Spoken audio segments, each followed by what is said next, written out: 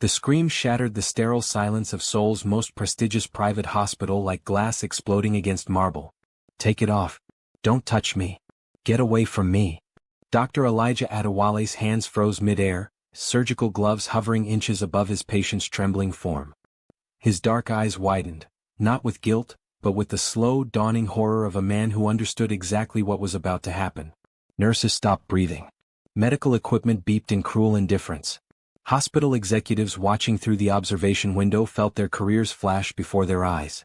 Everyone in that room made the same assumption. The black doctor had done something unforgivable. Then the doors opened. He entered without announcement, tall, devastatingly composed, wearing darkness like a second skin. A tailored black suit. A jawline sharp enough to cut through lies. Eyes so cold they burned. And there, crawling up the side of his neck like a whispered threat, the edge of a dragon tattoo disappeared beneath his pristine collar. Kang Min-jae surveyed the room with the patience of a predator who had already identified his prey. "Nobody leaves," he said quietly, "until I know the truth. This is a story about assumptions that destroy, truths that heal, and love that survives the impossible. It's about a woman who refused to bow and a man who had forgotten how to feel, until she reminded him. Please like, share, and subscribe." Now let us go back to where it all began. 3 hours earlier. The morning had started like any other at Hanul Medical Center. Amara Okafor arrived at exactly 6:47 a.m., 13 minutes before her shift began. She always arrived early. In a hospital where she was one of only 3 African nurses on staff, she had learned that excellence wasn't enough. She had to be undeniable. The Seoul air was crisp with the promise of autumn, carrying the faint scent of ginkgo trees and the distant hum of a city that never truly slept. Amara paused at the hospital entrance, adjusting the collar of her pristine uniform, checking her reflection in the glass doors. Warm brown skin. Expressive eyes that her mother always said could speak before her mouth decided to. Natural hair pulled back in a neat bun that had taken her 45 minutes to perfect. Simple gold studs in her ears, a graduation gift from her father, sent all the way from Lagos. She looked professional, competent, unremarkable in the way that kept her safe. Invisible, she reminded herself. Today you are invisible. But Amara Okafor had never been very good at being invisible. The VIP ward occupied the entire 12th floor of Hanul Medical Center, accessible only through private elevators and protected by security protocols that rivaled most government buildings. This was where South Korea's elite came to heal in secret. Politicians recovering from exhaustion, celebrities hiding plastic surgery, business moguls whose heart conditions could crash stock prices. And apparently, where mysterious young women arrived in the middle of the night with no identification and an armed security detail. "Her name is registered as Park Soo-min," Nurse Kim whispered to Amara as they reviewed the morning charts. 24 years old. Admitted at 2 a.m. with severe abdominal pain and signs of internal bleeding. Amara frowned, scanning the sparse medical file. No emergency contact? No medical history? Nothing. And Amara? Nurse Kim's voice dropped even lower. The men who brought her in. They weren't ordinary bodyguards. They had tattoos. Everywhere. One of them had a gun. I saw it. The implication hung heavy in the antiseptic air. Kangpai. Korean organized crime. The kind of people whose names were spoken in whispers, whose influence stretched from the glittering heights of corporate Seoul to the shadowed depths of the criminal underworld. Has Dr. Adewale been assigned? Amara asked, keeping her voice carefully neutral. Yes. He's scheduled to examine her at 9 a.m. But Amara, some of the other nurses are nervous. They're saying maybe we should request a different doctor. Why? Nurse Kim's discomfort was palpable. You know why? Dr. Adewale is. She struggled for words that wouldn't sound like what they were. He's foreign. And this patient, whoever she is, clearly has powerful connections. If something goes wrong. If something goes wrong, Amara interrupted, her voice quiet but edged with steel, it won't be because of Dr. Adewale's nationality. It will be because someone made a medical error. And Dr. Adewale doesn't make errors. Nurse Kim looked away, shame coloring her cheeks. Amara understood. She didn't forgive it, but she understood. Fear made cowards of everyone eventually. Dr. Elijah Adewale was, by any objective measure, one of the finest surgeons in Asia. Trained at Johns Hopkins, recruited by Seoul National University Hospital before being headhunted by Hanul Medical Center, he had performed surgeries that other doctors called impossible. His hands were steady as stone. His mind was sharper than his scalpels. In 6 years of practicing medicine in South Korea, he had never lost a patient on his operating table. None of that mattered to the people who saw him and thought, foreigner. Amara found him in the doctor's lounge, reviewing imaging scans on his tablet with the focused intensity that had earned him the nickname, the Machine, among surgical residents. Dr. Adewale. He looked up and his face softened slightly. Amara. You're early. Always. She settled into the chair across from him. I wanted to brief you on the VIP patient before rounds. Ah yes. The mysterious Mississippi Park. His deep voice carried the musical cadence of their shared Nigerian heritage, though his had been polished smooth by years of international living. I've been reviewing her preliminary scans. Something's not right. Her background or her condition? Both, but I was referring to her condition. He turned the tablet toward her, pointing at a shadowy area on the abdominal scan. You see this? The bleeding pattern is unusual. It's not consistent with a typical injury or ulcer. It looks almost like... Like what? His brow furrowed. Like someone tried to remove something. Surgically. But abandoned the procedure halfway through. Amara felt a chill that had nothing to do with the hospital's aggressive air conditioning. You think someone operated on her? I think someone started to operate on her. And I think whatever they were trying to remove is still inside. He met her eyes, his expression grave. I need to examine her immediately. If I'm right about what this is, she doesn't have much time. They arrived at room 1201 to find 2 men stationed outside the door. The men were impossible to ignore. Tall. Broad. Wearing suits that were expensive enough to be legitimate but fitted in a way that suggested they needed room to move. Fight. React. And yes, Nurse Kim had been right about the tattoos.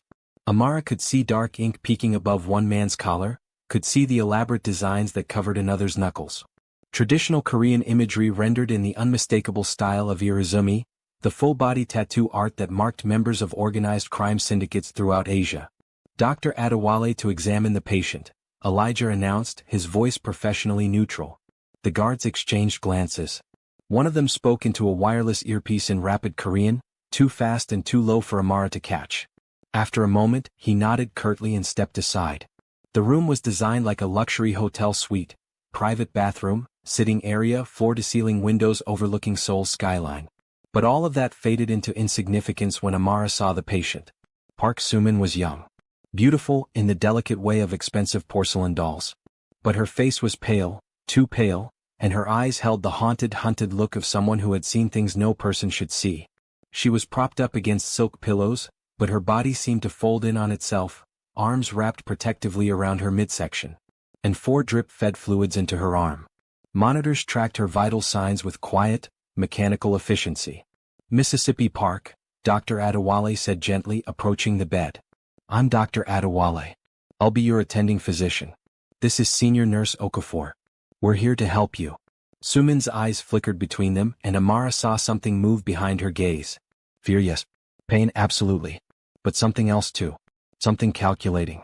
You're not Korean, Sumin said slowly, her voice thin as paper. No, Elijah confirmed easily. I'm Nigerian. But I've been practicing medicine in Seoul for 6 years. I assure you my credentials are... It's fine. Sumin cut him off, but her tone suggested it was anything but fine.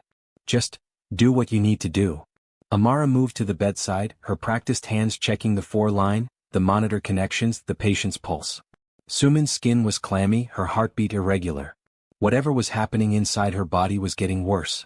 Mississippi Park, I need to examine your abdomen, Dr. Adewale explained, pulling on fresh gloves. Based on your imaging, there appears to be some internal bleeding. I need to locate the source. Sumin nodded, but her eyes had gone distant, focused on something beyond the room's walls. Dr. Adewale positioned himself at the bedside and began the examination, his movements careful, methodical. Gentle palpation of the abdominal quadrants. Checking for distension, tenderness, rigidity. Amara watched the patient's face for signs of pain, and saw something else entirely. Sumin was watching the door. Watching it with the desperate intensity of someone waiting for a rescue or dreading an arrival. Mississippi Park, Elijah said, his voice still gentle. I need to lift your hospital gown slightly to examine the surgical site. Is that? He reached for the gown's edge. And Park Sumin exploded. The scream that tore from her throat was inhuman, raw, primal, shattered. Take it off. Don't touch me. Get away from me. She thrashed against the bed, ripping the floor from her arm, sending monitors crashing. Her hands clawed at Dr. Adewale, nails raking across his forearms as he stumbled backward in shock. Get away.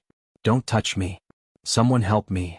The guards burst through the door, hands reaching for concealed weapons. Nurses came running from the hallway. Someone was shouting for security. Alarms blared.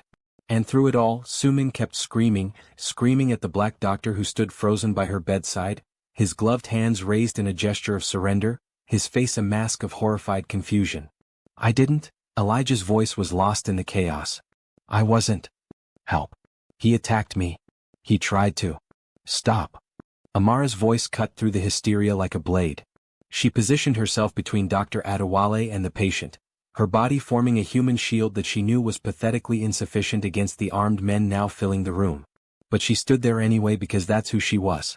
Nobody touched her, Amara declared, her voice steady despite her pounding heart. I was standing right here. Dr. Adewale was conducting a standard medical examination. He didn't touch her inappropriately. He didn't harm her. She became distressed before any contact was made. Liar. Sumin shrieked. She's protecting him because they're the same. They're together. There. We need to sedate her, Amara interrupted, turning to the nearest nurse. She's having a severe psychological episode. Get me 5 milligrams of midazolam now. But the guards weren't interested in medical procedures. One of them had his hand on his weapon, his cold eyes fixed on Elijah like a predator assessing prey. Step away from the patient, the guard ordered in accented English. Now. I am her doctor, Elijah said, his voice remarkably calm for a man being accused of assault by a room full of armed criminals. She requires immediate medical attention. If you prevent me from treating her, you won't be treating anyone, the guard cut in. You won't be leaving this room. You won't be breathing if you don't step away from her right now. Amara felt her blood turn to ice. This wasn't a misunderstanding. This wasn't panic. This was something orchestrated, something planned. The look in Sumin's eyes had shifted from hysteria to something that almost looked like triumph. She's performing, Amara realized with sick horror. This is a performance. But for whom? The door opened again. And Amara got her answer. He entered like a shadow given form. No announcement. No urgency. Just the quiet, inexorable presence of a man who had never needed to raise his voice because the world had long since learned to fall silent when he appeared. The guards snapped to attention, their aggression evaporating like morning dew under a blazing sun. The nurses pressed themselves against the walls. Even the monitors seemed to quiet their beeping, as if the machines themselves recognized a greater power in the room. Amara had never seen him before, but she knew immediately, instinctively what he was. Tall. Perhaps 6'1", 6'2". Lean but powerful, his body carrying the coiled energy of a panther at rest. His face was all sharp angles and controlled stillness. A jaw that could have been carved from granite, cheekbones that caught the light like blades. His eyes were the color of black coffee, deep and bottomless, revealing nothing of what moved behind them. He wore a suit that cost more than Amara's annual salary, black as midnight, tailored with precision that bordered on obsessive. No tie. The collar of his white shirt opened just enough to reveal the edge of a tattoo, dark scales and flowing lines that could only be the coils of a dragon, crawling up the side of his neck like a whispered promise of violence. His hands hung loose at his sides and Amara noticed more ink there, elaborate patterns across his knuckles, disappearing beneath his cuffs. Each symbol a story. Each line a warning. This was not a businessman. This was not a concerned relative. This was Kong Min-jae. And Amara knew, with the bone-deep certainty of prey recognizing a predator, that everything was about to change. Min-jae surveyed the room without speaking. His gaze moved methodically across the chaos, the overturned equipment, the scattered medical supplies, the terrified nurses, the armed guards, the accusatory patient in the bed. And then his eyes found the black doctor. Dr. Elijah Adewale stood with his hands still raised, his white coat spotted with drops of blood from where Sumin's nails had torn his skin. He met Min-jae's gaze directly without flinching. Interesting, Min-jae thought. He doesn't look away. Mr. Kong. One of the guards stepped forward. The patient claims this doctor assaulted. I heard. 2 words. Barely above a whisper. Yet they cut the guard's explanation short like a hand closing around his throat. Min-jae moved further into the room, and Amara noticed the way people shifted, not away from him but around him like water parting before a stone. He stopped at the foot of Sumin's bed and something flickered across his face. Something cold. Sumin. The patient's entire demeanor transformed. The hysteria vanished. The accusations died on her lips. She shrank against her pillows, suddenly looking very young, very scared, and very much like someone who had made a terrible mistake. "Appa," she whispered. "He was." "Tell me exactly what happened," Min-jae interrupted. "From the beginning. Every detail. Leave nothing out." His voice was quiet, patient. But there was something beneath the calm, something that made Amara think of earthquakes, the terrible stillness before the ground split open. Sumin swallowed hard. Her eyes darted to the guards, to the nurses, to Dr. Adewale. Looking for support. Finding none. He came in to examine me," she began, her voice losing its earlier conviction. "And he tried to lift my gown. To look at my body. Without permission." "I see." Min-jae's expression didn't change. "And where was the nurse?" "What? The nurse?" He turned his head slightly, and his gaze found Amara for the first time. "This woman. Where was she while the doctor was allegedly assaulting you?" Amara felt the full weight of his attention like a physical force. Those black eyes moved across her face, assessing, cataloging, reading her like a document written in a language he was intimately familiar with. She made herself meet his gaze. She made herself not look away. "She was standing right there," Sumin said, pointing at Amara's current position. "She didn't do anything. She just watched. She was probably what?" The sharpness in Min-jae's voice made Sumin flinch. "She was probably helping him," Sumin finished weakly. They're both foreign. They probably planned this together." A terrible silence fell over the room. Amara watched Min-jae's face, searching for some sign of what he was thinking. There was nothing. His expression remained perfectly neutral, perfectly controlled, like a mask carved from ice. Then he spoke. "Nobody leaves this room until I know the truth." The investigation, if it could be called that, lasted 12 minutes. Min-jae moved through it with the methodical precision of a surgeon himself. He questioned the guards about their positions during the examination. He reviewed the room's camera footage on his phone, footage that Amara hadn't even known existed. He examined the monitoring equipment, noting the timestamps of each alarm. He did not raise his voice. He did not make accusations. He simply collected information with the cold efficiency of a machine designed for uncovering lies. And throughout it all, his eyes kept returning to Amara. She felt each glance like a brand against her skin.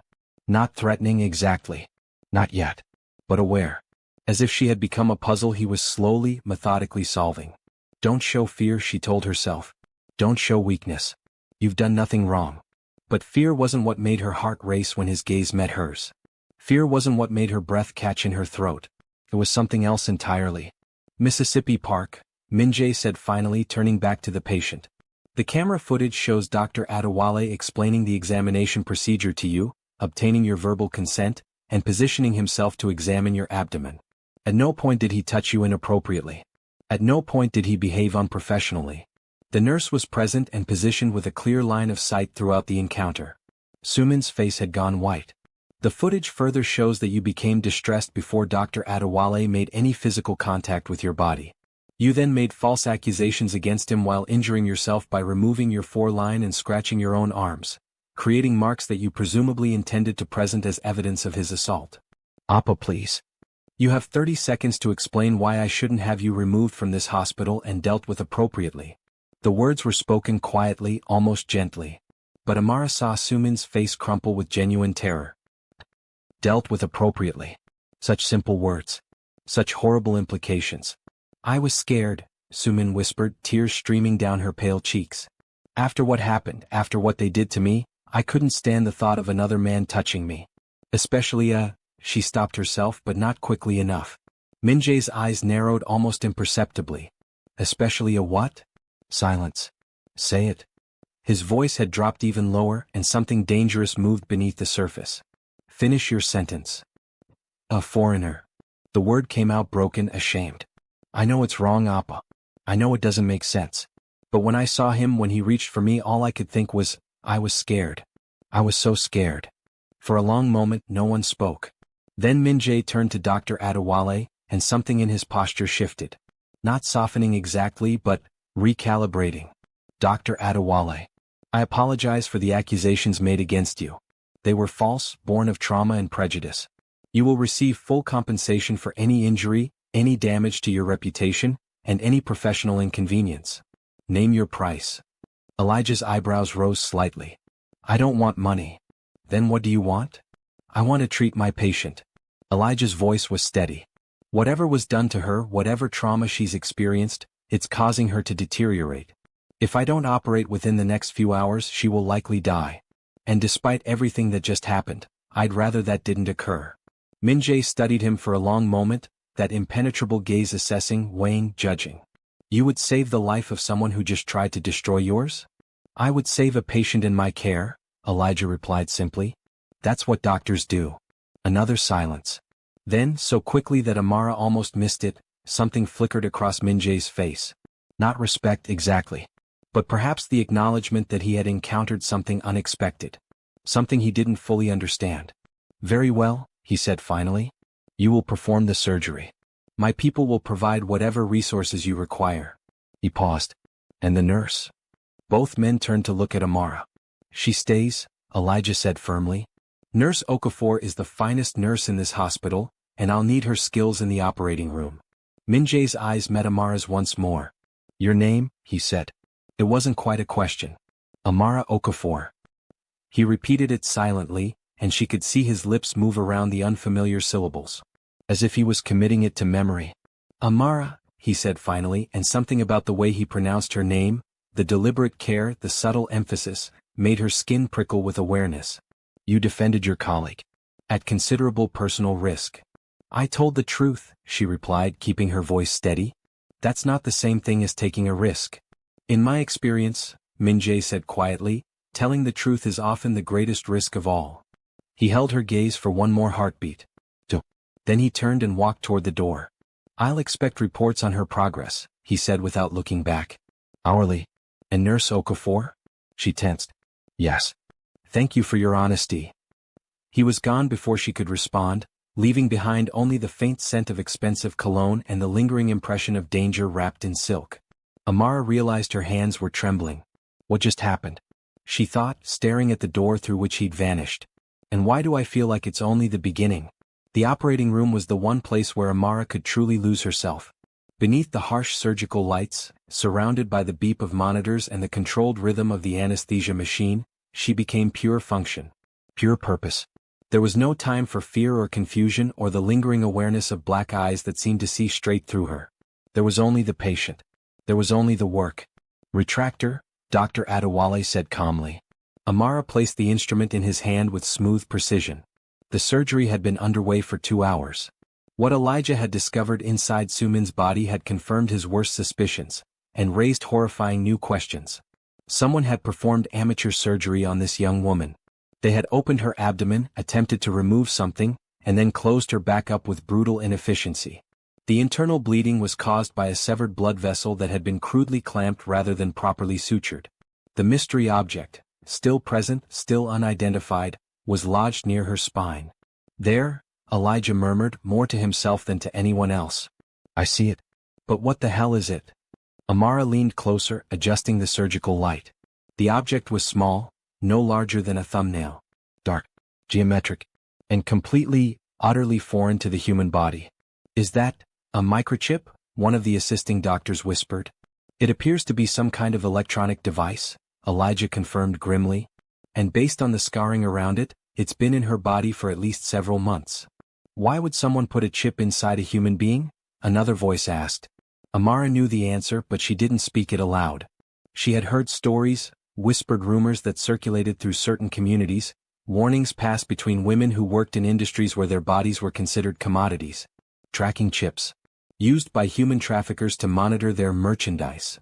Used by controlling partners to keep tabs on women who tried to escape. Used by criminal organizations to ensure their assets could never truly disappear. The surgery continued in grim silence. 3 hours and 47 minutes after the first incision, Dr. Adewale straightened from the operating table. She'll live, he announced, stripping off his bloody gloves. Close her up. And get that chip to the lab for analysis. I want to know exactly what we're dealing with. Amara moved to assist with the closure, her mind still churning with questions. Who did this to her? Why was she brought to this hospital specifically? And what is her relationship to Kang Min-jae? She remembered the way Soo-min had called him Appa, a Korean term used for an older brother or a close male figure. But the fear in her eyes hadn't been the fear of a sister. It had been something else. Something darker. What are you involved in? She wondered, thinking of the man with the dragon tattoo. And why do I care? The recovery room was quiet. Soo-min lay peacefully unconscious, her vital signs stable, her color slowly returning to normal. The surgery had been a success, at least from a medical standpoint. Whether she would survive the other forces circling her was another question entirely. Amara was adjusting the patient's fore when she felt it. That prickle at the back of her neck. That awareness of being watched. She turned slowly and her breath caught. Kang Min-jae stood in the doorway.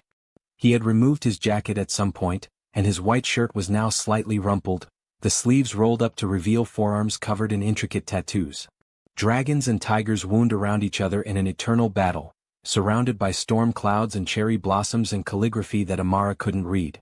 The ink told a story of power, of survival, of violence worn like armor. And his eyes, those dark, fathomless eyes, were fixed entirely on her. The surgery was successful, Amara heard herself say, because silence felt too dangerous.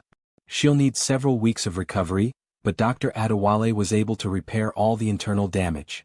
Min-jae didn't respond immediately.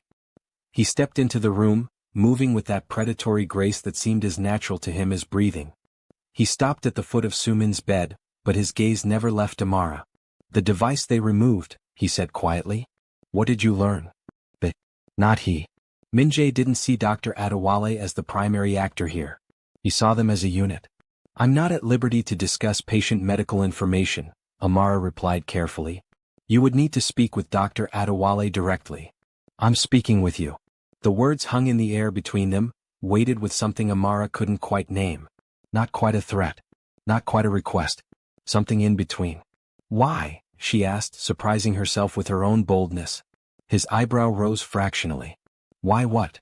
Why are you speaking with me? You have doctors, guards, entire teams of people who could report to you. Why are you here asking me questions when there are surely more important things requiring your attention? For a long moment he simply looked at her. Then unexpectedly the corner of his mouth twitched. Not quite a smile. But close. You don't talk to me like other people do, he observed. Should I? Everyone else does. They speak carefully. Fearfully. They tell me what they think I want to hear. They avoid eye contact. They defer. He paused. You stood between an armed guard and your colleague. You met my eyes without flinching. And now you're questioning why I'm here, as if I'm the one who needs to explain himself. Amara felt her heart rate increase, but she kept her voice steady. I have a patient to care for. That's my priority. Everything else, including intimidating men in expensive suits, will have to wait. Silence. The kind of silence that Amara had learned to read over years of working with patients. The silence that meant someone was reassessing, recalculating, seeing something they hadn't expected to see. Then Min-jae laughed. It was barely a sound, more of a soft exhale, a brief loosening of that rigid control. But it transformed his face momentarily, making him look almost human, almost approachable, almost dangerous in an entirely different way. Amara Okafor, he said, her name wrapped in something that might have been admiration. You are not what I expected. What did you expect? Someone who would bend, he replied simply. Someone who would break. He moved closer, and Amara forced herself to hold her ground even as every instinct screamed at her to step back, to create distance, to protect herself from whatever magnetic force he carried with him. He stopped close enough that she could smell him, subtle cologne, cigarette smoke, and something underneath that was simply him. Close enough that she could see the individual scales of the dragon that coiled up his neck. The device in Soo-min's body was a GPS tracker, he said quietly. She was being monitored by people who consider her their property. People who will not be pleased that she's been found. People who will come looking. Amara's blood ran cold. Traffickers. Something like that. His eyes searched her face. This hospital will become a target. Everyone who was involved in her care will become a target. Dr. Adewale. The surgical team. You. Why are you telling me this? Because I am going to offer you a choice. He reached into his pocket and pulled out a business card.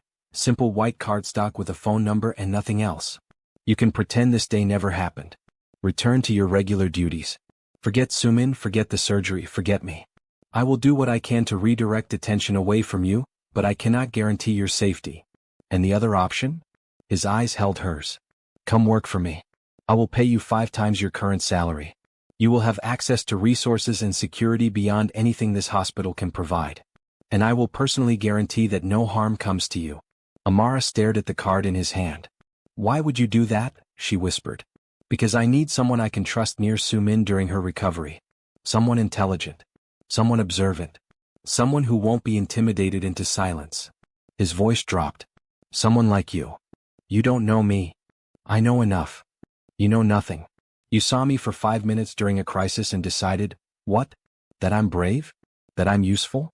You have no idea who I am, what I've done, what I'm capable of. You're Nigerian, he interrupted quietly. 25 years old. You came to Seoul 4 years ago on a nursing scholarship. You've been promoted twice since then, despite facing discrimination that would have driven most people to quit. Your father is a retired professor in Lagos. Your mother passed away when you were 17. You send money home every month, more than you can afford. And 3 years ago, you witnessed something in this hospital that you've never told anyone about. Amara's entire body went cold. You investigated me, she breathed. I investigate everyone who comes into contact with my family. She's your family? Sumin? Something shuddered behind his eyes. In a manner of speaking. 100 questions burned in Amara's mind. 100 warnings screamed that she should walk away, refuse the card, forget she had ever heard the name Kang Min-jae. But one question rose above all the others. The thing I witnessed 3 years ago, she said slowly. You know what it was. It wasn't a question. His expression didn't change. I know. Then you know why I can't just walk away. Why I can't pretend things never happened. Why I can't. Why you can't stop trying to save people who might not deserve saving? His voice was soft. Yes, I know. He extended the card again. Come work for me, Amara. Let me protect you while you protect her. And perhaps, in time, we can both find the answers we're looking for. She looked at the card. At his hand. At the tattooed fingers holding her potential future.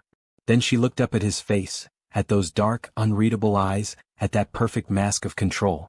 If I take this, she said quietly, you will tell me the truth. About Sumin. About what happened to her. About why she's really here. If you take this, he replied, you will learn truths that cannot be unlearned. You will see things that cannot be unseen. And you will be tied to me in ways that cannot be easily severed. That's not a reassurance. It wasn't meant to be. His eyes held hers. It was a warning. The moment stretched between them, electric with possibility and danger and something else. Something that hummed beneath Amara's skin like a current waiting to be released. She took the card. His fingers brushed hers as she did, and even that brief contact sent sparks shooting through her nervous system.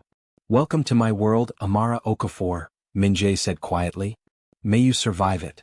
Amara reported to the address on the card 3 days later. She had spent those 3 days wrapping up her affairs at the hospital, taking an official leave of absence, briefing her replacement on patient care protocols, carefully avoiding Dr. Adewale's knowing looks. Elijah had tried to talk her out of it, of course. You're walking into the dragon's den, he'd warned her. Kang Min-jae isn't just some businessman with connections. He's one of the most powerful men in South Korea. And power like that always comes with blood attached. I know, she'd replied. But there are things happening that I need to understand. Questions I've been asking for 3 years. And he has the answers. Some answers aren't worth the price of finding them. Some prices are worth paying. He hadn't been able to argue with that. The address led to a traditional Korean estate in the hills above Seoul, a sprawling complex of connected buildings that seemed to exist outside of time. Ancient wooden structures with curved roof tiles stood alongside modern additions of glass and steel. Gardens filled with pine trees and lotus ponds created pockets of impossible peace. And everywhere, the presence of security, men in dark suits with careful eyes and subtle earpieces. Amara was escorted through a series of courtyards by a silent young woman who introduced herself only as Jae-hai. Mr. Kang is in a meeting, Jae-hai explained, her English crisp and practiced. He has asked that you wait in the guest quarters. I will bring you refreshments. The guest quarters turned out to be larger than Amara's entire apartment. Traditional ondal heating warmed the wooden floors. Silk screens depicted scenes of mountains and rivers. A window wall looked out onto a private garden where koi fish swam lazily in a stone pond. Amara stood at that window for a long time, trying to reconcile what she was seeing with what she knew. This is the home of a crime boss, she reminded herself. A man who threatened someone's life this morning as casually as ordering coffee. A man who has people killed. A man whose eyes make you forget to breathe. She pushed that last thought away firmly. Min-jae found her an hour later. He arrived without announcement, as seemed to be his habit. One moment she was alone, and the next she turned to find him standing in the doorway, watching her with that unreadable expression. He had changed clothes since the hospital. Gone was the business suit. In its place he wore a simple black shirt, open at the collar, and dark trousers. The casualness of the outfit made him seem somehow more dangerous, not less. As if he was revealing more of his true self. The dragon tattoo was fully visible now, coiling up from beneath his collar to curl around the side of his neck. In better light, Amara could see more details, scales that seemed to shimmer with hidden color, eyes that gleamed red, claws that gripped storm clouds as if tearing them apart. "You came," he said. "You didn't think I would? I thought there was a significant chance you would reconsider." He stepped into the room, moving with that predatory grace that seemed as natural to him as breathing. Most people, when they have time to think clearly, decide that safety is preferable to truth. "I've never been very good at choosing safety." "No." His eyes moved across her face. "I don't imagine you have." He gestured to a low table surrounded by silk cushions, and Amara followed his lead, settling across from him with the table between them. Jae-hai appeared silently with tea, poured for both of them, and vanished again. The tea was exquisite, green and floral, with notes of something that might have been jasmine. Amara sipped it automatically, buying herself time to gather her thoughts. "You have questions?" Min-jae observed. "Many." "Ask. I will answer what I can." Amara set down her cup. "Sumin. Who is she to you?" A shadow crossed his face, there and gone so quickly she almost missed it. "She is the younger sister of someone who used to be important to me." "Used to be?" "She's dead." The words were flat, emotionless. But Amara had spent years reading patients' faces, and she saw what he was trying to hide, a grief so deep it had become part of his architecture, woven into the very foundation of who he was. "I'm sorry," she said quietly. "Don't be. It was 5 years ago. Grief doesn't expire." His eyes flickered to hers and something shifted in his expression. Not softening exactly, but acknowledging. "No," he agreed. "It doesn't." Silence stretched between them, filled with things unsaid. "The people who put the tracker in Sumin," Amara continued. "Who are they?" "They call themselves the Crimson Circuit. A trafficking organization that operates across Asia, China, Thailand, Vietnam, Korea, Japan. They move people like cargo. Mostly women. Mostly young." His voice remained neutral, but Amara saw his hands tighten around his teacup. "They've been expanding into Korea for the last 2 years. I've been discouraging that expansion." "Discouraging how?" "By being more frightening than they are." Amara absorbed this. "And Sumin? Was she trafficked?" "Not exactly." Min-jae's jaw tightened. "She went looking for them. Trying to find information about her sister's death. She thought she could infiltrate their organization, gather evidence, destroy them from within. That's incredibly dangerous." "That's incredibly stupid," he corrected sharply. "She's 24 years old. She has no training, no resources, no understanding of what these people are capable of. She walked into a viper's nest believing she could charm the snakes. But you got her out." "I got what was left of her out." The words were bitter. They had already operated on her. Already implanted the tracker. Already done things that I cannot. He stopped. Drew a breath. The mask of control reassembled itself. She escaped before they could finish whatever they had planned. But they'll be looking for her. And they'll find her eventually unless I find them first. Amara thought about the young woman lying in the hospital bed, the fear in her eyes, the false accusations she'd made, the desperate manipulation. Not the actions of a monster. The actions of someone broken. She blamed Dr. Adewale because she was afraid, Amara said slowly, working through it aloud. Not afraid of him specifically. Afraid of men. Afraid of being touched. Afraid of what happened to her happening again. Yes. And she blamed him specifically because he was black, foreign, different. Min-jae's voice was flat.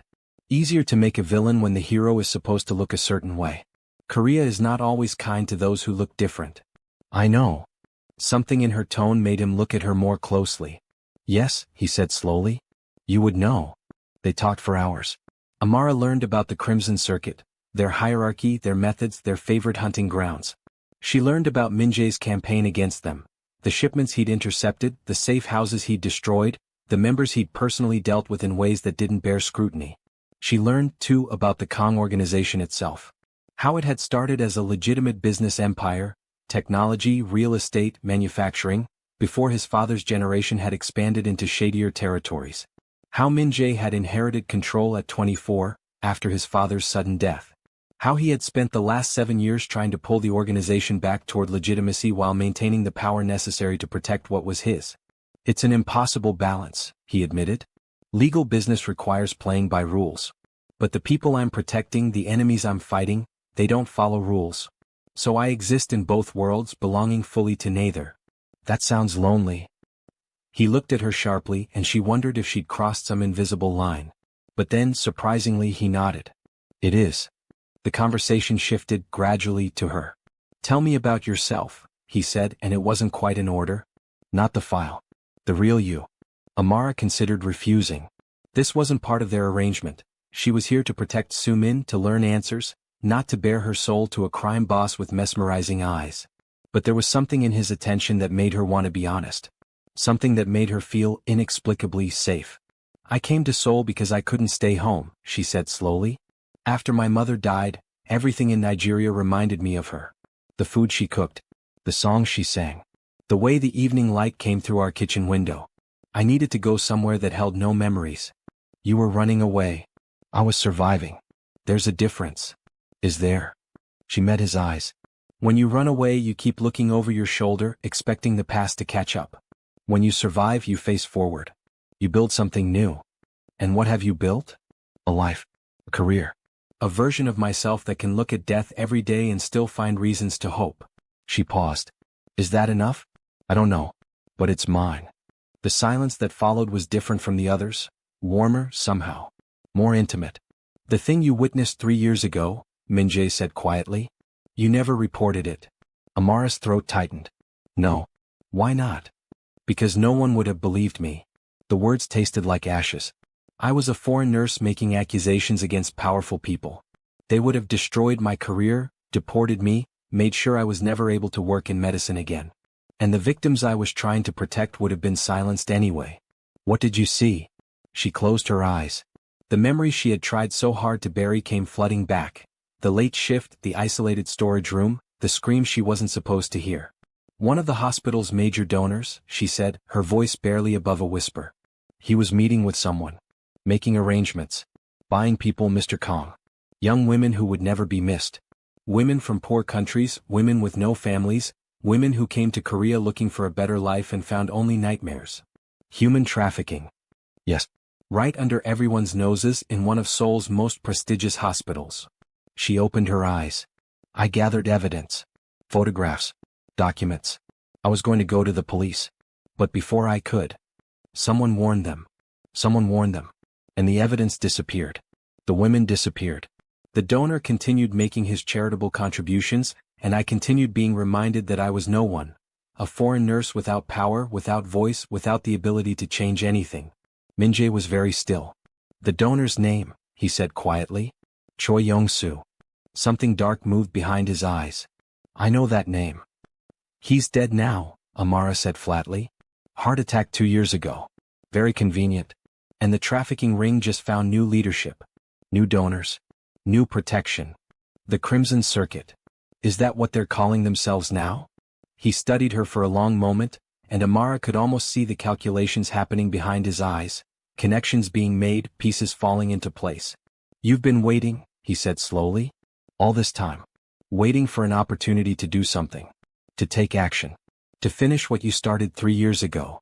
Yes. And when I offered you this job, I saw a door opening. She held his gaze. A door you can help me walk through. You're using me. We're using each other. You need someone to protect Soo-min. I need access to people and resources I could never reach on my own. It's a transaction. Is it? The question hung in the air, weighted with implications that went far beyond business arrangements. Amara didn't answer. She wasn't sure she could. The days that followed established a new rhythm in Amara's life. She moved into the estate, a separate guest house within the compound, small but beautifully appointed. She was assigned 2 personal guards, both women, both terrifyingly competent. She was given a phone with a direct line to Min-jae and instructions to call immediately if anything seemed wrong. And she spent her days at Soo-min's bedside. The younger woman had been transferred from the hospital to a private medical suite within the estate, staffed by a team of doctors who asked no questions and followed orders without hesitation. She was recovering physically, her wounds healing, her color returning, her vital signs stabilizing. But emotionally she was still shattered. "He thinks I'm weak," Soo-min said one afternoon, staring at the ceiling. "Min-jae appa. He looks at me and sees a stupid girl who couldn't protect herself." "He sees someone who survived something terrible," Amara corrected gently. "That's not weakness. That's strength." "Is it?" Soo-min turned to look at her, and for the first time, there was no manipulation in her eyes. "Just pain. I thought I was being brave, you know. Going after the people who killed my sister. I thought I was being a hero. Sometimes courage looks different from what we expect. They hurt me." The words came out cracked, broken. "Not just the surgery. They hurt me in ways I don't have words for. And when I saw that doctor, when he reached for me, all I could see were their hands. Their faces. All I could feel was..." She broke off, tears streaming silently down her cheeks. Amara reached out and took her hand. "You don't have to explain," she said softly. "You don't have to justify. Your reactions were survival responses, not moral choices. And I don't hate you for them. But I said terrible things. About your colleague. About both of you because you were different. Pain makes us say terrible things. Fear makes us lash out at the wrong targets. That doesn't mean you're a bad person. It means you're human." Soo-min clung to her hand like a drowning woman clutching a lifeline. "How do you do it?" she whispered. "How do you forgive so easily?" Amara thought about her mother, dying slowly while Amara raged at the unfairness of it. She thought about the injustices she'd witnessed, the times she'd been judged for her skin, her accent, her foreignness. She thought about 3 years of swallowing her anger, hiding her knowledge, waiting for a chance that might never come. "I don't forgive easily," she said quietly. "I just understand that hurting you back won't heal either of us. And right now, healing is what matters." The relationship between them shifted after that. Soo-min began to open up, sharing memories of her sister, describing the investigation that had led her into danger, explaining the pieces of the puzzle she had managed to gather before everything went wrong. "Her name was Park Soo-yeon," Soo-min said one evening. "She was 5 years older than me. Beautiful. Smart. She was going to be a prosecutor like our father wanted. But then she started looking into some cases. Missing women, bodies found in shipping containers, girls who vanished from university campuses. Trafficking cases. Yes. She was trying to expose a network. Following money trails, interviewing witnesses, building a case. And then one night she went to meet a source and she never came back. The police investigated? The police called it a suicide." Soo-min's voice was bitter. "Said she threw herself off a bridge. Case closed. But there was no body, Amara. No body, no note, no evidence of anything except that she went to meet someone and disappeared forever." "And Min-jae? How did your sister know him?" A shadow crossed Soo-min's face. "She didn't just know him. She loved him. They were going to be married." Amara felt something twist in her chest. Something that felt uncomfortably like jealousy. "What happened?" "He changed after she disappeared. Everyone says he was different before, warmer, more open, capable of actually smiling. But when Soo-yeon vanished, something in him died too. He became what he is now. The Shadow King." Soo-min shook her head. "He spent 5 years looking for her, you know? Searching. Hoping. But deep down I think he knows she's gone. He just can't admit it." Amara absorbed this information slowly. The man she had met, controlled, dangerous, seemingly incapable of vulnerable emotion, had once been in love. Had once been capable of warmth. Had lost the person he loved most and transformed his grief into something cold and powerful. It explained so much. And it made her feel something she wasn't prepared to name. 3 weeks into her new assignment, Amara was summoned to Min-jae's private study. She found him standing at a window, looking out at the evening lights of Seoul spreading below the hills like scattered jewels. The room was masculine and spare, leather furniture, dark wood, books lining the walls, a desk covered in papers and photographs. "Close the door," he said without turning. She did. For a long moment neither of them spoke. Amara studied the lines of his back, the way the evening light caught the edges of his jaw, the tension in his shoulders that never seemed to fully release. "I received intelligence this afternoon," he said finally. The Crimson Circuit knows Sumin is alive. They're mobilizing to retrieve her. Amara's blood went cold. How soon? Days. Possibly hours. He turned to face her, and his expression was grimmer than she'd ever seen it. I'm moving her to a secure location outside the city. You'll go with her. And you? I have business to attend to here. Business? The word tasted bitter. You mean killing? I mean protecting what's mine. They faced each other across the dim room, and Amara could feel the tension crackling between them like electricity before a storm. You don't have to do this alone, she said quietly. What makes you think I'm alone? Because you never let anyone close enough to truly help you. You keep everyone at arm's length, your guards, your employees, even Sumin. You build walls so high no one can climb them. Those walls keep people safe. Those walls keep you trapped.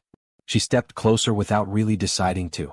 Minjae, I know what it's like to carry something so heavy you think you'll break.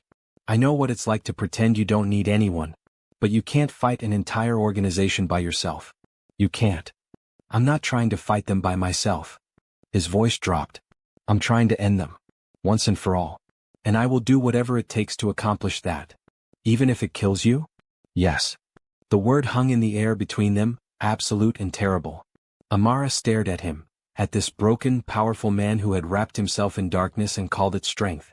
Who had turned his grief into a weapon and his love into a fortress. Who was planning to walk into death's embrace and call it victory. No, she said. His eyebrow rose. No. You don't get to die for this. You don't get to throw your life away as if it doesn't matter. Sumin needs you. Your organization needs you. The people you're trying to save need you. And what about what I need? The question caught her off guard. What do you mean? He moved toward her, closing the distance between them until barely a foot separated their bodies. This close, she could see the exhaustion lurking behind his eyes, the lines of strain around his mouth, the slight tremble in his hands that spoke of control stretched thin. I've spent 5 years hunting shadows, he said, his voice low and rough. 5 years trying to avenge a woman I couldn't save. 5 years becoming something I barely recognize. And in all that time, I never once found a reason to stop. To rest. To consider that maybe, there could be something worth living for beyond revenge. Amara's heart was pounding so hard she was certain he could hear it. And now, she whispered. His eyes dropped to her lips. Then rose again to meet her gaze. Now there's you. The kiss didn't happen. Later, Amara would look back and wonder what might have been different if she had closed that final distance. If she had let the moment carry them forward instead of pulling back. But her phone rang. It was one of the guards assigned to Sumin, a sharp, urgent alert that shattered the tension like glass. Intruders in the compound. Multiple hostiles. Mississippi Park is secure but we need backup immediately. Minjae transformed between one heartbeat and the next. The man who had been about to kiss her vanished, replaced by something colder, harder, a weapon in human form. Stay here, he ordered, moving toward the door. Lock yourself in. Don't open for anyone except me or Yoon. I'm coming with you. Amara? She's my patient. Amara's voice was steel. I'm coming. For 1 tense second she thought he would argue. But he just nodded, a sharp, professional acknowledgement, and they ran. The compound had become a battlefield. Gunfire echoed through the gardens. Bodies lay crumpled in doorways, some wearing the dark suits of Minjae's guards, others in the nondescript black of the invaders. The scent of smoke hung heavy in the night air. Minjae moved through the chaos like a ghost, a gun appearing in his hand from somewhere beneath his jacket. He didn't hesitate, didn't flinch. Each shot was precise, each movement economical, each decision made with terrifying efficiency. Amara followed, staying low, using the skills she'd learned in years of emergency medicine to keep herself focused. The blood didn't frighten her. The violence didn't paralyze her. She was a nurse. She had seen death before. But she had never seen it dealt so deliberately. They reached Sumin's room to find 4 guards holding position outside, 2 of them wounded.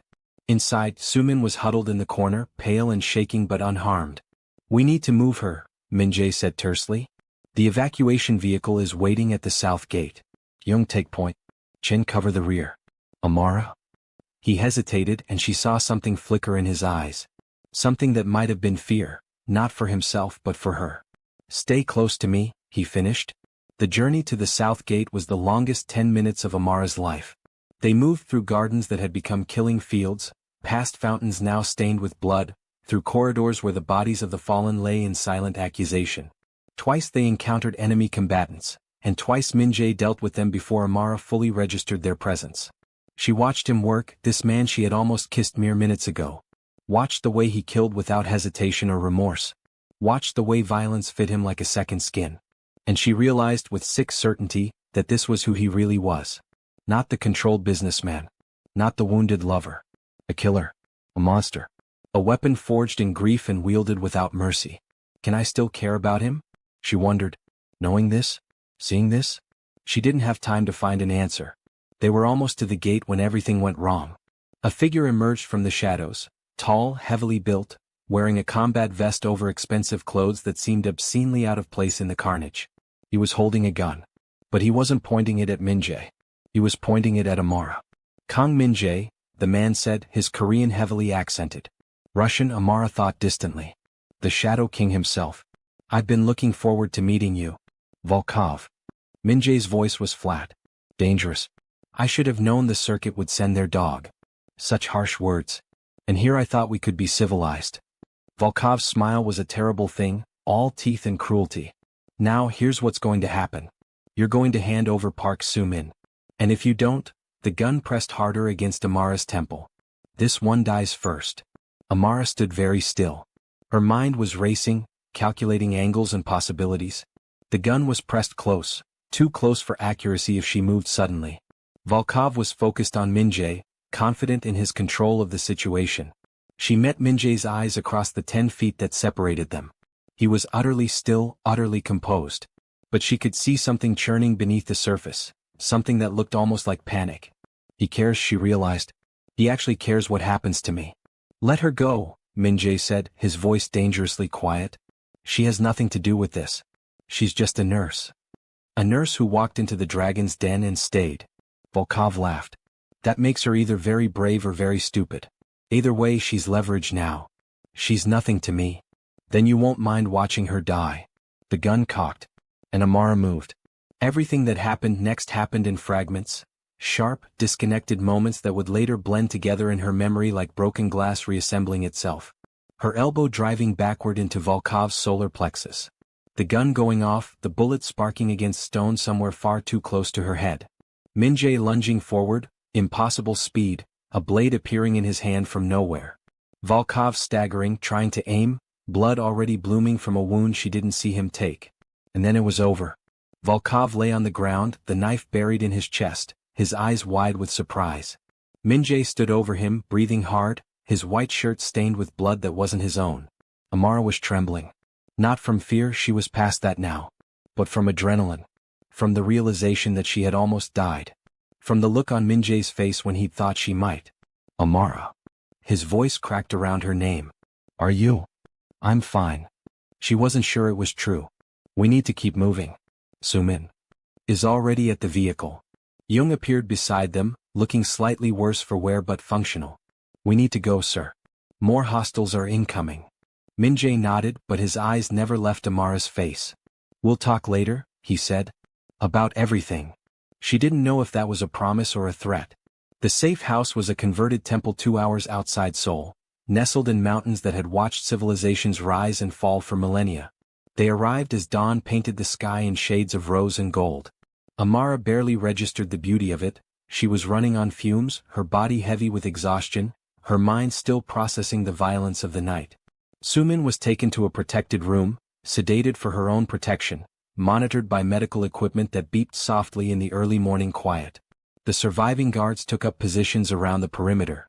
Jung disappeared to coordinate their next move. And Amara found herself alone with Min-jae in a room that had once been used for meditation. The silence between them was different now. Heavier. More complicated. You almost died, Min-jae said finally. Because of me. I almost died because a violent criminal put a gun to my head. That's not the same thing. It is the same thing. The violence exists because of me. Because of who I am, what I've built, the enemies I've made. His hands clenched at his sides, and she could see the dragon tattoo flexing across his knuckles. If you hadn't been connected to me, you would have been safe. Safe and ignorant. Safe and powerless. Safe and watching people like Soo-min disappear while I told myself there was nothing I could do. Amara shook her head. I made a choice, Min-jae. The same choice you made 5 years ago. The choice to fight instead of surrender. I'm not sure my choice was wise. Wisdom isn't always the point. She moved closer to him, watching his face, reading the emotions he was trying so hard to hide. Sometimes the point is just doing something. Anything. Refusing to be helpless. He looked at her for a long moment.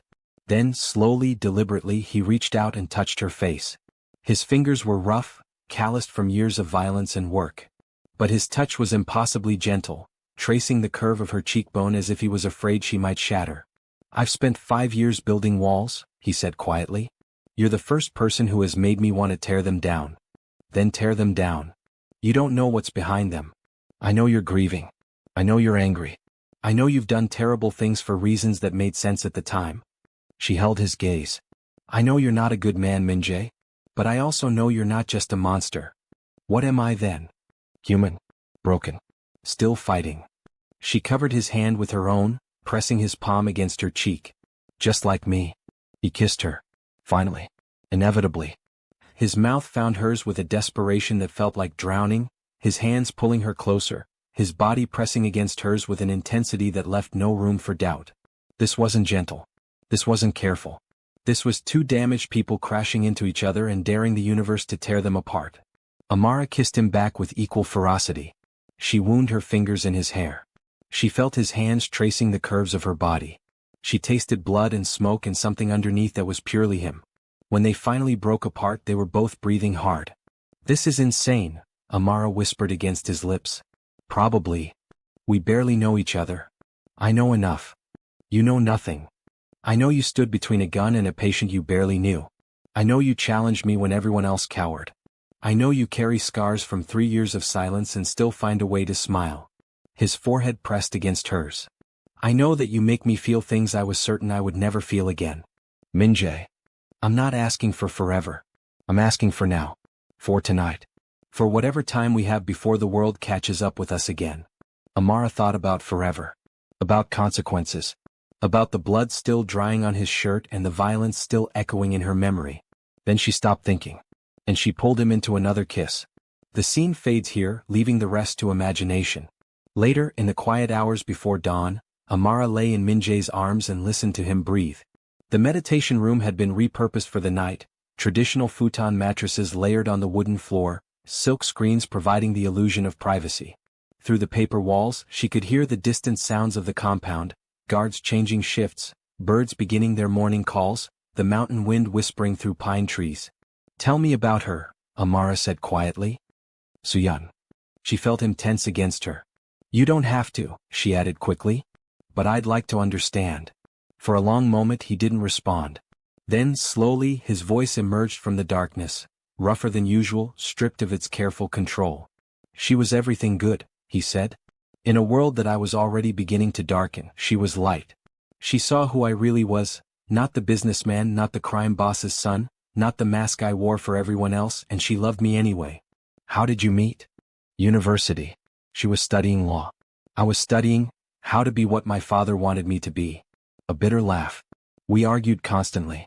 She thought I was arrogant. I thought she was naive. We made each other absolutely furious. That sounds familiar. She felt him smile against her hair.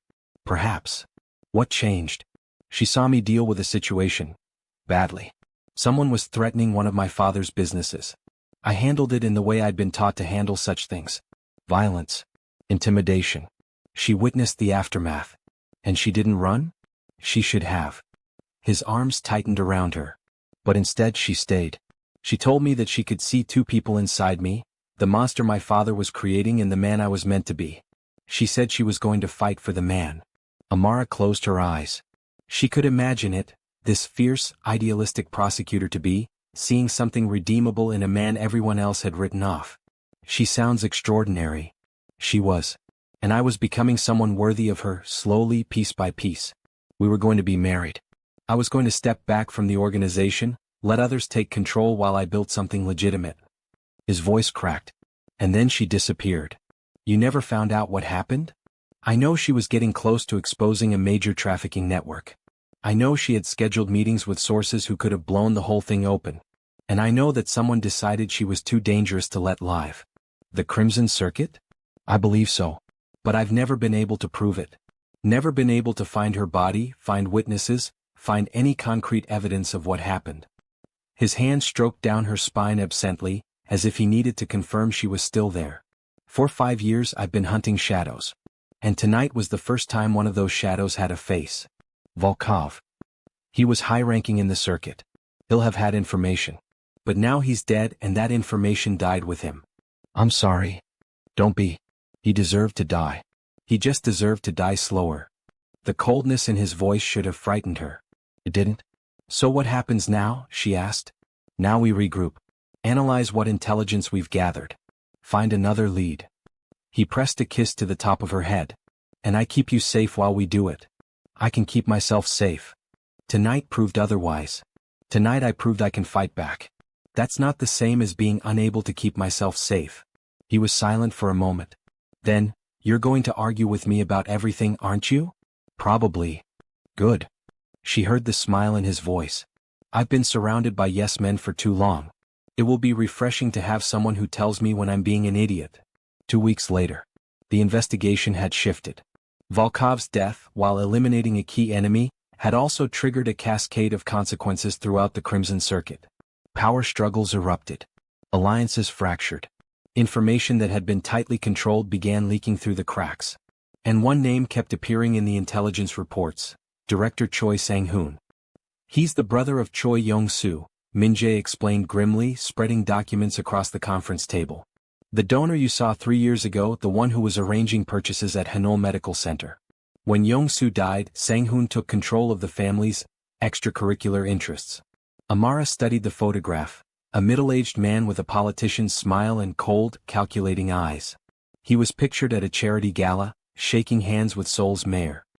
He's connected to everything, she said slowly. The hospital. The trafficking.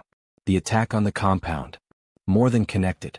He's been running Korean operations for the circuit for years, hiding behind his legitimate business empire and political connections. Every attempt I've made to expose him has been blocked. Every witness I've found has disappeared or recanted. He's untouchable. No one's untouchable. I admire your optimism. Amara looked up from the documents. What about Sumin? Has she remembered anything useful? Min-jae's expression darkened. She's been having nightmares. Flashbacks. Some of what she's saying seems like genuine memories, but it's fragmented. Traumatic. She talks about a woman who was held with her, someone high-ranking in the organization, someone who was trying to escape. Someone still alive? Possibly. If we could find her, she might be willing to testify. He shook his head. But without more information, we're chasing ghosts. Amara thought about the fragments. About pieces that didn't quite fit together. About the way trauma could scatter memories like broken glass. And then she thought about her mother. About the stories her mother used to tell when Amara was small, about how memories weren't just stored in the mind, they lived in the body, in the places we'd been, in the sounds and smells that triggered them. Maybe we're approaching this wrong, she said slowly. The plan took shape over the following days. Instead of trying to force Sumin's memories through interrogation, Amara proposed something different, reconstructing the context. Finding the places where Sumin had been held. Gathering sensory details, sounds, smells, physical objects, that might trigger more complete recall. It's a therapeutic technique, Amara explained to Min-jae. Trauma fragments memories as a protective mechanism. But sometimes, with the right support and the right environmental cues, those fragments can be reassembled. And you think this will work with Sumin? I think it's worth trying. And I think it's gentler than what she's been through already. He studied her for a long moment. You care about her, he observed. After everything she said about you and Dr. Adewale. She was lashing out from pain. I've seen it 1,000 times in the hospital. Patients who become cruel because cruelty feels safer than vulnerability. It doesn't make her words acceptable, but it makes them understandable. You're more forgiving than I am. Maybe. Or maybe I've just had more practice at seeing people instead of their worst moments.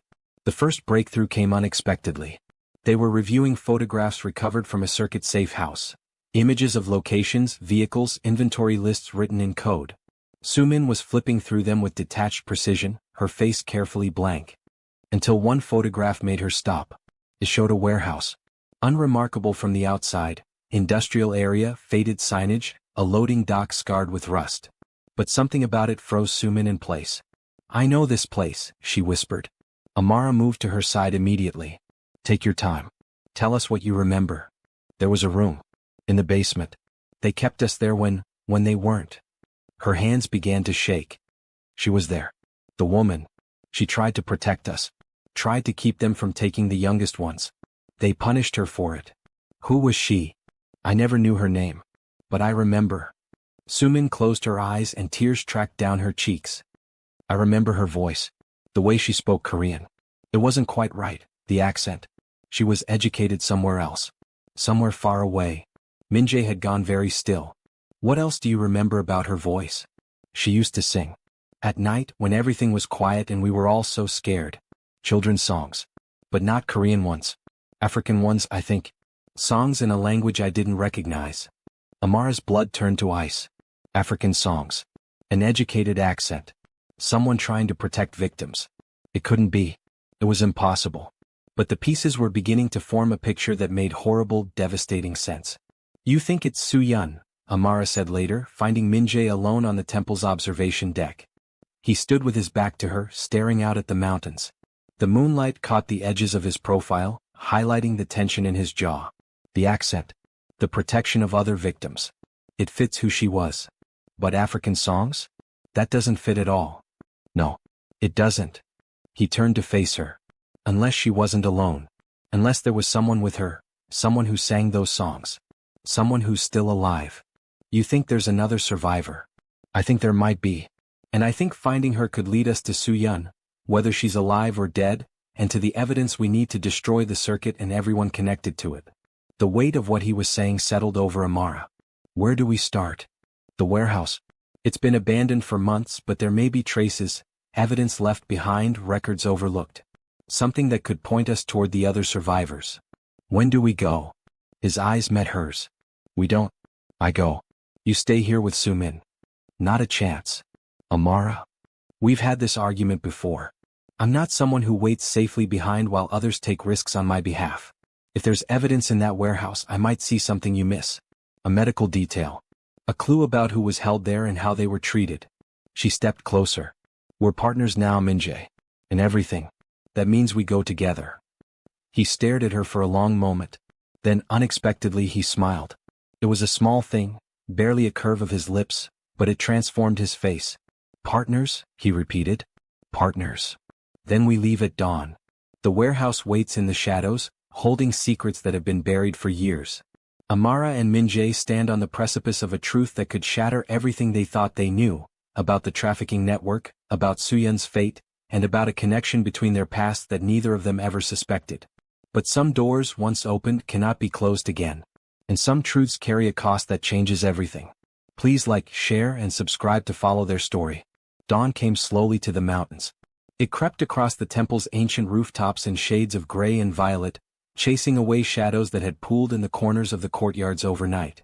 Pine trees stood in perfect silence, their branches draped with early morning mist that made the whole compound feel suspended between worlds, between the ordinary life that existed beyond the mountains and the extraordinary danger that had become Amara's daily reality. She was dressed and ready before the light had fully arrived. Dark clothing. Practical boots. Her hair secured back with careful efficiency.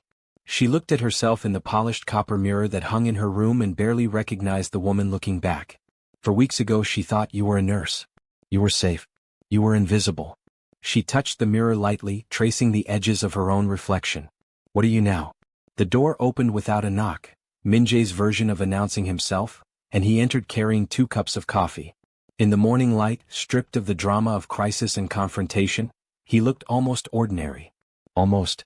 The dragon tattoo coiling up his neck was still there, still unmistakably a declaration of who he was.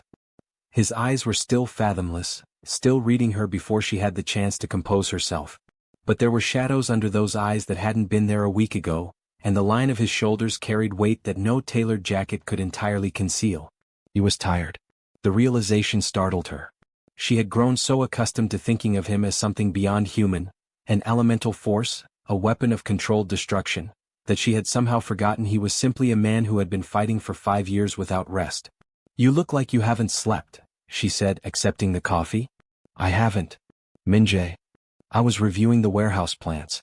Security camera archives, building schematics, incident reports from the surrounding area. He sat at the edge of the low table, cradling his cup. There's something that's been bothering me about the timeline. Which part? The circuit has been operating in Korea for at least 6 years. But their footprint was invisible for the first year. No incidents. No reports. No trace of any activity whatsoever. He set down his cup. That doesn't happen unless someone very powerful, very connected, ran interference for them. Gave them cover. Ensured the right people looked the other way. You're thinking about director Choi Sang-hoon. I'm thinking it goes higher than him. His voice was careful. Measured. The way it got when he was approaching something that frightened even him. I'm thinking the circuit had a protector in the very beginning. Someone who created the conditions for them to establish themselves. Someone who benefited from their operation. A partner. A founding partner. He met her eyes. And if we find evidence of that partnership in the warehouse, we won't just be destroying a trafficking organization. We'll be exposing something that could bring down half the legitimate power structure in South Korea. Amara absorbed this slowly. That's why you couldn't just go to the police from the beginning. That's why you've been doing this yourself. The police are compromised. The courts are compromised. If I handed evidence to the wrong people, it would disappear before sunrise, and the people who gathered it would disappear shortly after. His tattooed knuckles whitened around the cup. I've spent 5 years building a case that can survive any attempt to suppress it. A case so complete, so irrefutable, that even the most corrupt official in Korea can't make it go away. By your own rules outside any legal framework. By the only rules that work against people who own the framework. Amara thought about this for a long moment, about the moral complexity of it, the gray areas that most people spent their lives trying to pretend didn't exist. You're not a good man, she said quietly. I know. But you're doing good things. I'm doing necessary things. Whether they're good depends entirely on where you're standing. She reached across the table and covered his hand with hers. The touch was simple. Grounding. He looked down at their joined hands, her warm brown skin against his tattooed fingers, and something in his expression shifted. Something ancient and guarded moved aside to make room for something new. Let's go find your answers, she said softly. The drive to the warehouse district took 90 minutes. Min-jae drove himself, a concession that his head of security, a barrel-chested former military officer named Yong Hyun-woo, clearly found deeply distressing. But Min-jae had overruled him with the quiet finality that ended all arguments, bringing only Amara and 2 of his most trusted operatives.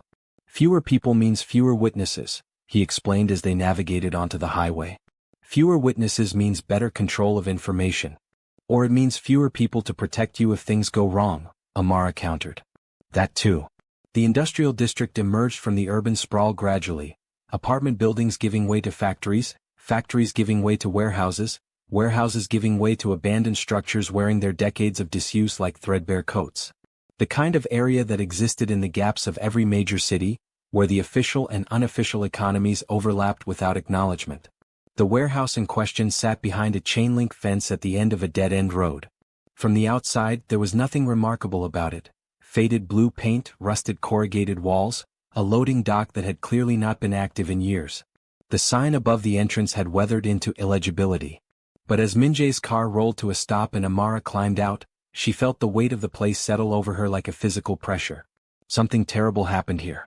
She had felt it before, in hospital rooms where patients had died, in homes where violence had occurred. Trauma left an impression on spaces. She didn't believe in ghosts, but she believed absolutely in the atmospheric residue of suffering. Stay close, Min-jae said quietly, scanning the area with practiced efficiency before moving toward the entrance.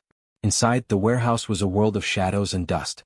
Shafts of weak morning light cut through gaps in the corrugated walls, illuminating floating particles that might have been dust or might have been something else. The space smelled of rust, old wood, and something chemical that made Amara's nostrils burn. And underneath all of it, something human. Something that hadn't entirely faded. The 2 operatives moved ahead, checking corners, confirming the building was empty before waving them forward. Min-jae moved through the space methodically, his eyes sweeping every surface. This was a processing center, he said grimly. Not a long-term holding facility. They moved people through here. Sorted them. Prepared them for distribution. Amara tried not to think about what preparation meant in this context. She focused instead on what was observable, medical details, environmental clues. The ventilation is inadequate for the number of people they were housing. Anyone kept here for more than a few days would develop respiratory problems from the air quality alone. She moved to the wall, examining marks at approximately 5-foot height that she had initially taken for scratches. These aren't random damage. She crouched, examining the marks more closely. Writing. Scratched into the metal wall with something small and sharp, a key perhaps or a piece of wire, were words. Korean characters mixed with what appeared to be English letters, fragmented and desperate. "Minjae," she called softly. "Come look at this." He was at her side immediately, crouching beside her, his eyes moving across the scratched markings. She watched his face as he read, watched the careful composure fracture just slightly at the edges. "What does it say?" she asked. "Names?" His voice was rough. "Dates. Reads like a record. Someone was keeping track of who was brought here and when." His finger traced the letters without touching them. "There are dates spanning 18 months. Hundreds of names. Evidence. More than evidence. This is testimony." He pulled out his phone and began photographing the wall systematically. Each name. Each date. It proves the circuit was operating continuously, disproves any claim of isolated incidents. Amara was still studying the marks and something at the bottom of the list caught her eye. "This section here," she said quietly. "These marks look different. More controlled. Someone took their time with these." She moved closer, tilting her head to read letters scratched with careful precision amid the desperate chaos of the other marks. 3 words in English. She remembers everything. And below it, a symbol she recognized immediately. A heart shape. Inside it, 2 letters intertwined. The initials MJ. Minjae made a sound that she had never heard from him before. Not a word. Not quite a word. Something raw and broken that seemed to come from somewhere deep below the layers of armor he had spent 5 years building. He pressed his hand flat against the wall, palm covering the letters, and for a long moment he didn't move. Didn't speak. Didn't breathe. When he finally turned to face Amara, his eyes were wet. She had never seen him come close to crying before. She hadn't been certain he could. And seeing it now, this man who commanded rooms with silence, who killed without hesitation, who had wrapped himself in darkness and called it strength, seeing the grief break through his perfect control. It cracked something open in her chest. "She was here," he said. His voice was barely sound. "She was alive. She was here." He stopped. Pressed his lips together. Rebuilt the walls 1 brick at a time, visibly, painfully. "The other survivor," Amara said gently. "The one Sumin described. The one who sang African songs." She hesitated. "Minjae. What if Suyun wasn't alone here? What if she found someone, another captive, who helped her survive? Someone who sang to keep their spirits alive. Someone who might still know where she is," he finished. "Someone who might be the key to everything." They found more evidence in the basement. A hidden room, sealed with a padlock that one of the operatives dealt with efficiently. Inside, stacked against the walls with the order of someone who had known they might not survive but wanted their knowledge to outlast them. Documents. Photographs. Ledgers. USB drives sealed in waterproof pouches. A testimony complete enough to put director Choi Sang-hoon away for multiple consecutive lifetimes. And at the center of the pile, a handwritten journal. Minjae picked it up with hands that weren't quite steady. The handwriting inside was familiar to him. Amara could tell by the way his eyes moved across the pages. Small and precise and somehow defiant, as if every word was an act of resistance against the darkness surrounding it. But scattered throughout the journal, in different handwriting, bolder and rounder and written in English, were entries that made Amara's heart stop. "I don't know if anyone will find this. I don't know if we'll survive long enough to tell anyone what's happened. But if you find this book, read it, all of it, and find us. We are still here. My name is Ngozi Adeyemi. I am Nigerian. I came to Korea 3 years ago for a nursing conference and never went home. The woman I've been held with, the Korean woman, she is brave. Braver than anyone I've ever met. She makes me sing when I want to give up.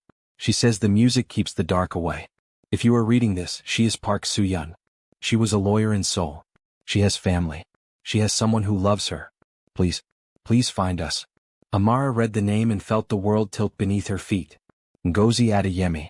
The name didn't mean anything to her. She had never met anyone by that name. But she knew someone who had. "Dr. Adewale," she said quietly. Minjae looked up from the journal. "What?" "The nursing conference. 3 years ago in Seoul." Her voice came out strange, far away as if it belonged to someone else. "I attended it. Elijah was one of the guest lecturers. We met for the first time at that conference. And before the conference he told me about a colleague of his who had been planning to attend. A friend, he said. Someone brilliant and warm and full of life. Her throat tightened. She never made it. She disappeared 2 days before she was supposed to fly to Seoul. Her family filed missing persons reports in 3 countries. The police eventually closed the case, assumed she had drowned in the river near her hotel. The silence that followed was absolute. Elijah has been looking for her, Amara whispered. For 3 years he's been quietly searching, refusing to accept the official conclusion. Coming back to Seoul on every possible occasion, conference, consultation, speaking engagement, because he believed she was still here. He came to Hanul Medical Center as our primary surgeon, Min-jae said slowly, because it's one of Seoul's most prestigious institutions. Connected to everyone with power. Connected to the same circles where the circuit has operated for years. He wasn't just here for his career. He was looking for Ngozi. Amara pressed her hand over her mouth, overwhelmed by the enormity of it. That's why he was so adamant about staying with Soo-min after the accusation. Not just professional ethics, he was close. He could feel it. He knew he was getting close to something. He found a piece of the circuit without knowing it. Min-jae was on his feet now, his phone in his hand, the grief of moments ago transformed into something focused and furious. Call him. No. We need him here. Min-jae. If Soo-yeon and this woman were held together, if they left a journal with evidence, if they had enough time to document everything, his jaw tightened. They may still be alive, Amara. Both of them. We might not have lost them after all. The hope in his voice was the most dangerous thing she had ever heard. Because hope, she had learned, was always one step ahead of devastation. Dr. Elijah Adewale arrived at the Temple safe house at noon. He drove himself, which Min-jae's security team had apparently found unacceptable, judging by the number of escort vehicles that appeared in his rearview mirror somewhere around the city limits. He stepped out of his car into the mountain air looking exactly as he always did, composed, professional, quietly formidable. But his eyes went immediately to Amara. You're all right, he said. Not a question. A statement that contained a week's worth of worry compressed into 3 words. I'm all right, she confirmed. Elijah. They told me about the attack on the compound. They told me you. He stopped himself, visibly recalibrating. I've been trying to convince myself that you made the right choice. That you're safe. That Kang Min-jae is the kind of man who protects what he values. He glanced at Min-jae, who stood several feet away with his characteristic stillness. I'm still working on that last part. You can trust him, Amara said quietly. Can I? With this, yes. The 2 men faced each other, Elijah with his protective wariness, Min-jae with his controlled assessment. Both intelligent. Both powerful in different ways. Both circling around a truth that neither had fully grasped yet. You operated on Soo-min, Min-jae said. Removed the tracking device. Saved her life. That's what doctors do, Elijah replied, a slight emphasis on the echo of his earlier words. Yes. Pause. I underestimated you. Elijah blinked. Coming from Kang Min-jae, who didn't appear to underestimate anyone, it was a remarkable admission. Should I be concerned that the most powerful crime boss in South Korea is admitting he misjudged me? He said. Probably not. I'm trying something new. It's called honesty. Min-jae gestured toward the main building. Come inside. There's something you need to see. They spread the journal on the conference table. Min-jae stood at one end, arms crossed, watching Elijah the way he watched everything, with complete, concentrated attention. Amara positioned herself beside Elijah, close enough to steady him if necessary. She was glad she did. The moment Elijah recognized the handwriting, the blood left his face. He didn't collapse. He wasn't the kind of man who collapsed. But something happened in his eyes, a rapid, devastating progression from recognition to comprehension to hope to terror and back again. Ngozi, he said. Just her name. Nothing else. He reached out and touched the page very carefully, as if the paper was something fragile and alive. She's alive, Amara said softly. We think she may still be alive. The sound Elijah made then was one she would never forget. A single sharp exhale, as if he'd been holding his breath for 3 years and had only just now been granted permission to release it. Read the entries, she continued gently. All of them. They tell us where they were taken. Where they might have been moved. There's a section at the back, dates and location codes. We think it's a transfer schedule. Elijah read. He read for 45 minutes without moving, without speaking, without looking up from the page.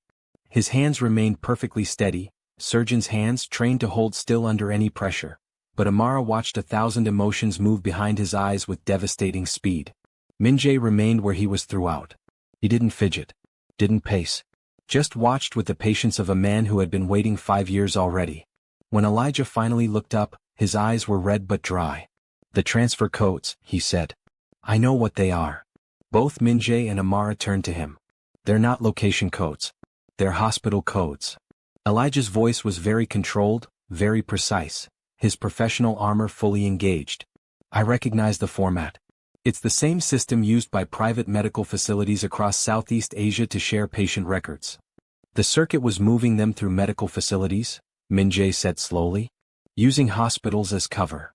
Not just as cover." Elijah's jaw tightened. "As infrastructure. They were using hospital networks to move people across borders, as fake patients, as medical transfers, as anyone who required urgent international medical treatment and wouldn't be questioned too closely at immigration." He tapped a specific entry. "This code here. HMC Seoul VIP." Amara felt the room contract. "HMC," she said. "Hanol Medical Center." "The VIP ward," Min-jae added. "The same ward where Sumin was admitted. The same ward where—" he stopped. "Where Choi Yong-soo was making his arrangements," Amara finished. "3 years ago. The night I saw him." The three of them stood around the table as the full shape of the conspiracy assembled itself before them. "It was Hanol Medical Center all along," Elijah said quietly. "The hub. The connection point. Every deal, every transfer, every transaction. It ran through there. That's why the evidence you gathered disappeared so quickly, Amara. Because the people destroying it were walking the same corridors as the patients." "And when Soo-yeon got close," Min-jae said, his voice dangerously quiet, "she was taken through the same network. Through the hospital. Processed and moved like cargo." "But she wasn't destroyed," Amara said. "She fought back. She documented everything. She protected the people around her." She looked at Min-jae. "She survived. She survived." He said it like a prayer. Like a wound finally tentatively healing. "And she left us a map." The map, when they decoded it, pointed to a facility in Jeju Island. A private medical rehabilitation center, legitimate on the surface, licensed, accredited, operating for 17 years. Specializing in long-term neurological recovery for wealthy patients requiring extended privacy and discretion. The kind of place where people disappeared without anyone asking questions. "The director is a Dr. Han Jae-won," Jung reported, spreading intelligence files across the table. 47 years old. Oxford educated. Respected in medical circles. No criminal record. He paused. "Majority shareholder of the facility is a holding company connected to 4 other shell companies, which eventually trace back to Choi Sang-hoon," Amara and Min-jae said simultaneously. A look passed between them, brief, electric, the shorthand of people who had started to think in parallel. Jung cleared his throat diplomatically. "Yes. Director Choi's investment is buried several layers deep, but it's there. The facility receives regular large donations from Choi Group Enterprises, amounts that don't correspond to any legitimate medical service provided. Payment," Elijah said grimly, "for housing the circuit's most valuable assets. The ones they couldn't sell immediately. The ones who knew too much to let free and were too prominent to quietly dispose of." "Long-term neurological recovery," Amara repeated, something cold moving through her. "What does that mean for Soo-yeon? For Ngozi? If they've been held there for years?" "It means they've been kept medically compliant," Elijah said flatly. "Sedated. Maintained at the level of consciousness most convenient for their captors." His hands were very still on the table. "But it also means they're alive. And it means they haven't been permanently harmed in ways that would compromise their value as witnesses." "Because Soo-yeon knows everything," Min-jae said. "The circuit can't afford to kill her. She's too valuable as leverage against me. And as long as she's alive, they have a weapon." "Then we go get them," Amara said. Everyone looked at her. "We go to Jeju. We go to that facility. We get Soo-yeon and Ngozi out and we bring back whatever evidence we find and we end this." She met Min-jae's eyes. "Tonight. It's not that simple. Isn't it? The facility will have security.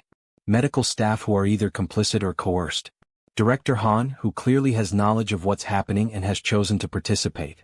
Any operation against the facility risks harming innocent parties, destroying evidence, and tipping off Choi Sang-hoon before we're ready to move against him. I know. Amara didn't look away from his gaze. Which is why we don't go in with guns. We go in as medical professionals. Silence. Then Elijah began to nod slowly. She's right, he said. An external medical inspection. Unannounced. Triggered by an anonymous complaint regarding patient welfare. There are legitimate regulatory channels. That Choi Sang-hoon can intercept within hours, Min-jae countered. Not if the complaint is filed simultaneously with 3 regulatory bodies, Amara said. And not if the inspection team includes someone whose presence is impossible to quietly ignore. She looked at Elijah. You're one of the most decorated surgeons in Asia. If you arrive at that facility requesting emergency access on the grounds of patient welfare, they'll be legally obligated to allow me in, he finished. Even if they suspect something, they can't refuse without triggering a cascade of official attention that Choi Sang-hoon can't contain. Brilliant. Min-jae's voice was quiet. Dangerously simple and brilliant. He looked at Amara, and something moved behind his eyes that she was beginning to learn to read. You'll go with him. Yes. You'll be walking into a facility run by people who will recognize your connection to me. They'll also see a licensed nurse accompanying a world-class surgeon on a legitimate medical inspection. There's nothing irregular about that. If anything goes wrong, then you come get me, she said simply. You're very good at that, I've noticed. The facility was beautiful. That was the obscene thing about it. The Healing Horizon Rehabilitation Center stood on the southern coast of Jeju Island, all white walls and sea views and immaculate grounds where patients in comfortable wheelchairs were pushed by attentive nurses through gardens of hibiscus and bougainvillea. It looked like paradise. Amara kept her expression professionally neutral as she walked beside Elijah through the main entrance. His presence was doing exactly what they had hoped. The staff were flustered, falling over themselves to accommodate a surgeon of his reputation, scrambling to find the director and alert administration. In the chaos of reception, Amara had exactly 45 seconds while Elijah engaged the senior nurse in conversation about patient records. She used them well. The building schematic she had memorized showed long-term care suites on the eastern wing, 3rd floor. Isolated from general population. Special cases, according to the paperwork Elijah's secretary had requested under the pretext of pre-visit briefing. She noted the camera positions. The staff rotation points. The locations of the 2 security guards who were very definitely not wearing standard medical facility uniforms. Then she returned to Elijah's side, her expression unchanged. Ready? He murmured. Ready, she replied. Dr. Han Jae-won turned out to be exactly what his file suggested. Impeccably educated, impeccably dressed, impeccably controlled. He greeted them in his glass-walled office with the smile of a man who had nothing to hide. Amara hated that smile. Dr. Adewale, he said warmly, extending his hand. An honor. I followed your work closely. Your technique in minimally invasive hepatic procedures is extraordinary. Thank you. Elijah shook the hand with equal warmth. This is my senior nurse, Nurse Okafor. She'll be conducting the patient welfare assessment while I review your medical protocols.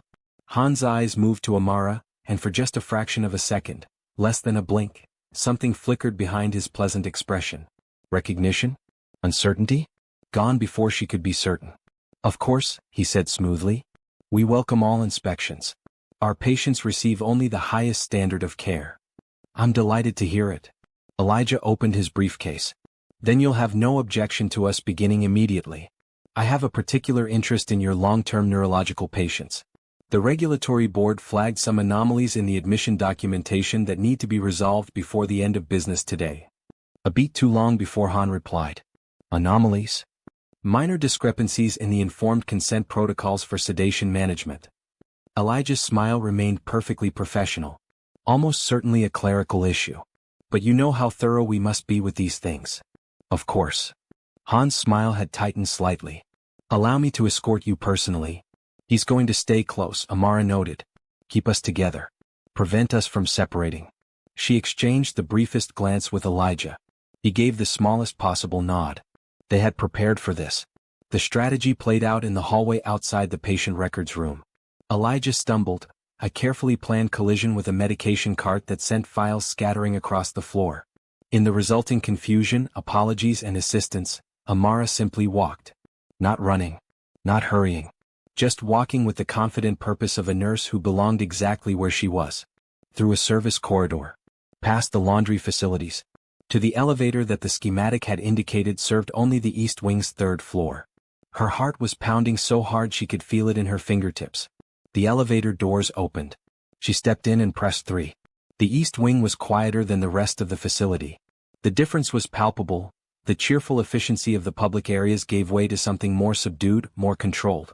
The nurses here moved with the careful precision of people who had been taught not to engage with patients beyond necessity. The rooms were larger, the security more obvious. And at the end of the corridor, behind a door with a keypad entry, were the special cases. Amara stood in front of the keypad for 3 seconds. Then she pulled out her phone and dialed Minjae. He answered before the first ring had completed.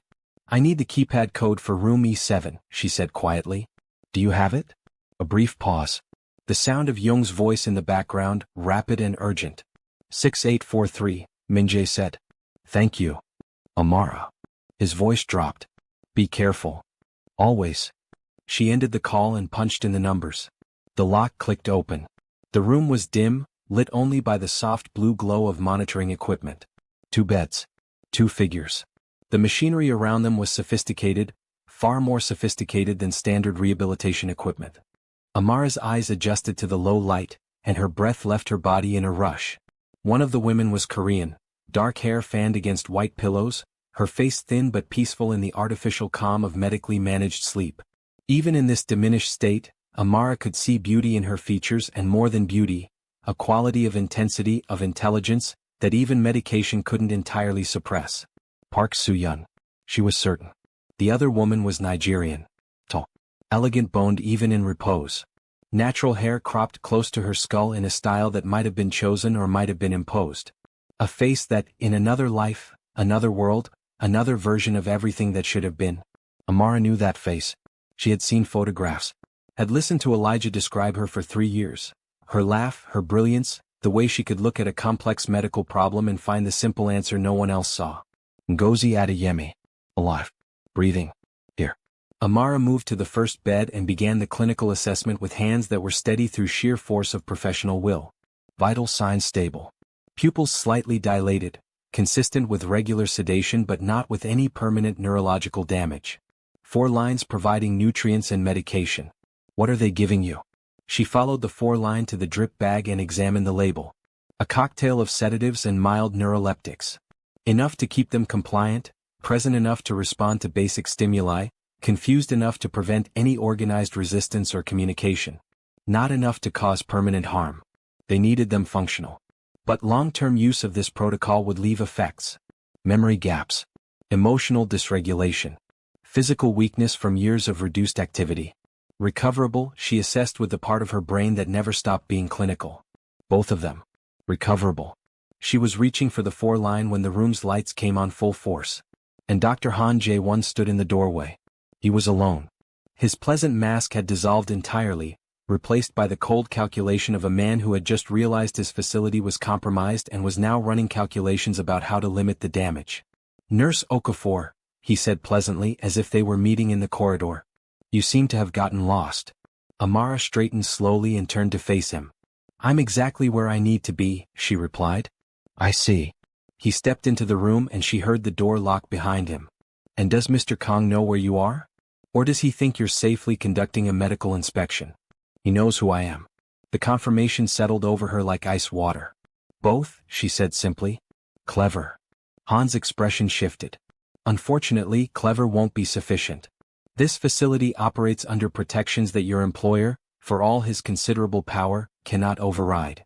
The people who own this arrangement are Choi Sang-hoon, Amara cut in. Director of the Choi Group. Founding partner of the Crimson Circuit.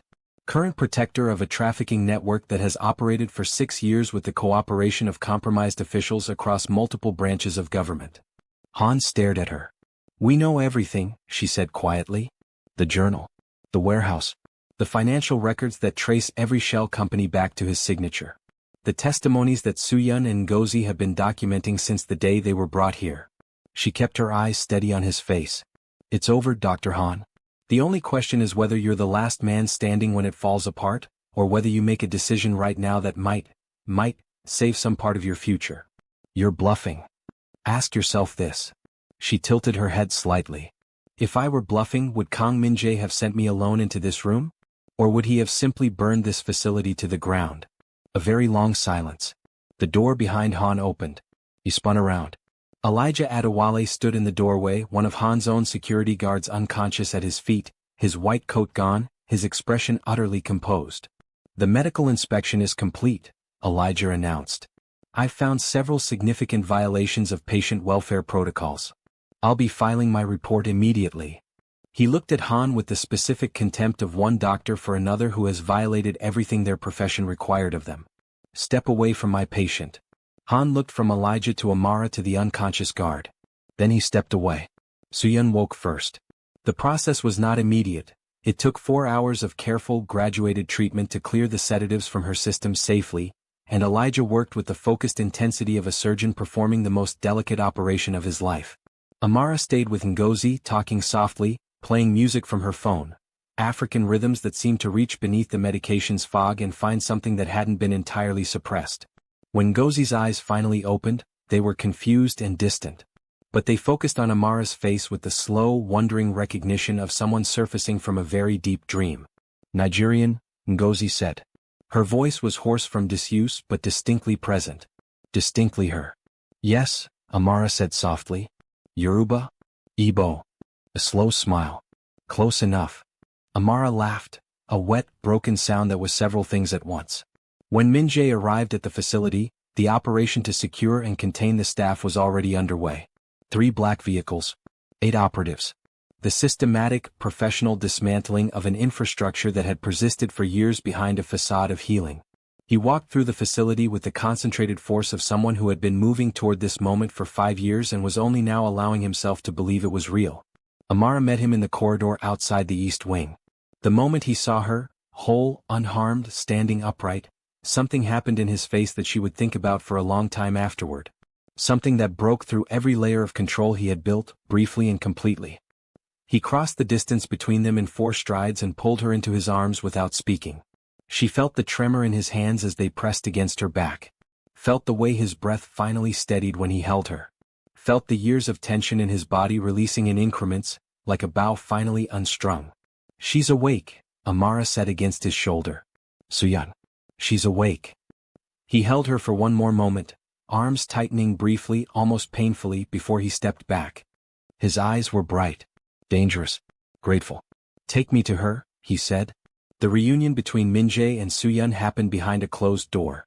Amara waited in the corridor, her back against the wall, her eyes fixed on the middle distance, thinking about grief and survival and the complex mathematics of love that endures despite everything. Elijah appeared beside her, 2 cups of terrible vending machine coffee in his hands. He offered her one without comment. They stood in companionable silence for a while. Ngozi told me everything, he said eventually. How is she? Angry. A smile crossed his face, brief and luminous and completely unlike his usual careful expression. Furious.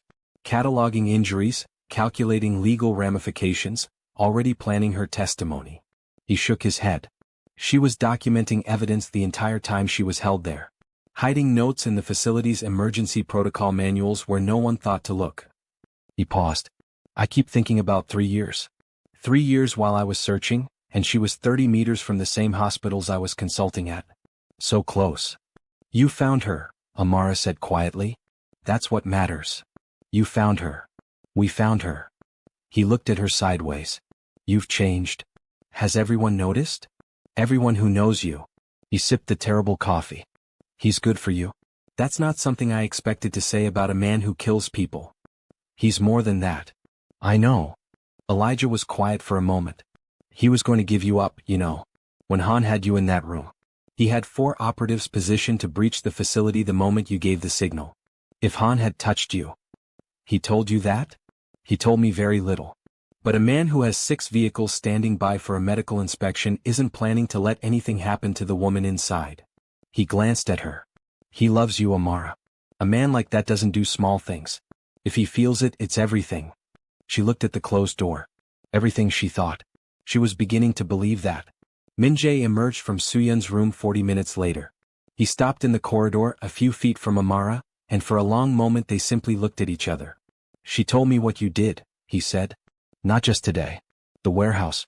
The connections you made. The plan that you built piece by piece while I was still thinking in straight lines. You would have gotten there. Later. Too late, perhaps. He moved closer. She told me something else. What? She told me she was glad. His voice was rough. She told me she was glad that you came looking. Glad that someone. He stopped. Drew a breath. She said that 5 years is long enough to grieve. That it was time for something new. Amara held his gaze. She sounds like a wise woman, she said softly. She always was. Something in his expression softened in a way she had never seen before. A genuine, unguarded softness that had nothing to do with strategy or performance or control. She saw me very clearly. The way you see me. Is that a warning? It's an acknowledgement. He reached out and cupped her face in his hands. Rough palms, tattooed fingers, the gentlest touch she had ever known.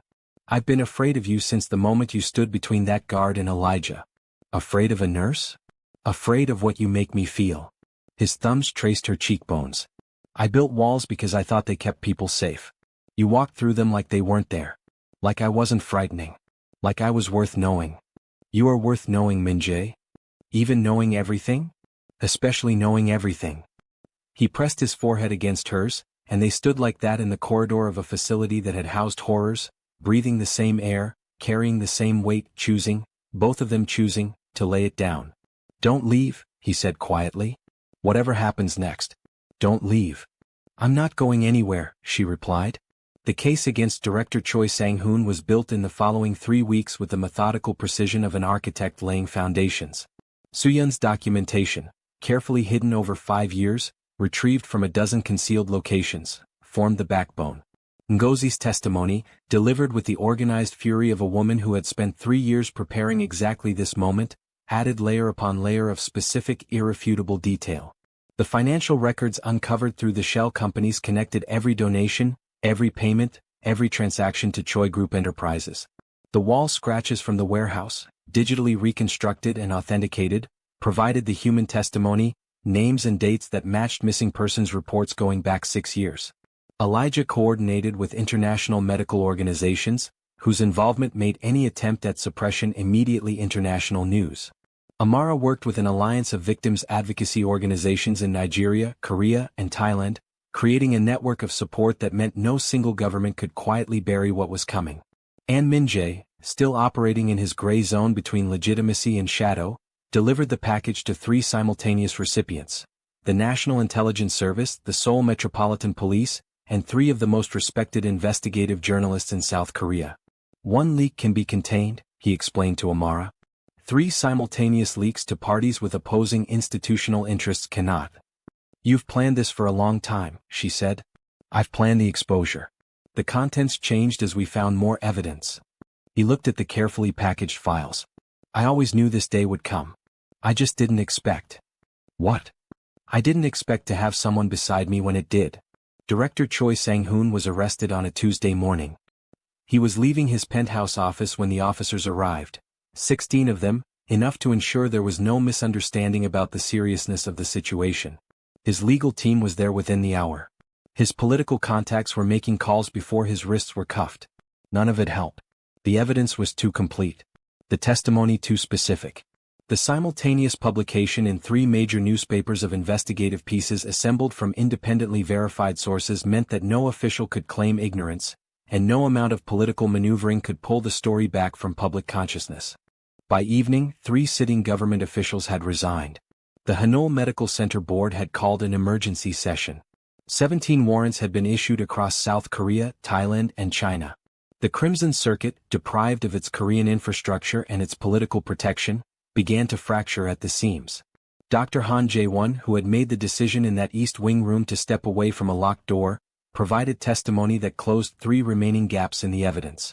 His cooperation didn't save his career or his freedom, but it spared him the worst of what was coming.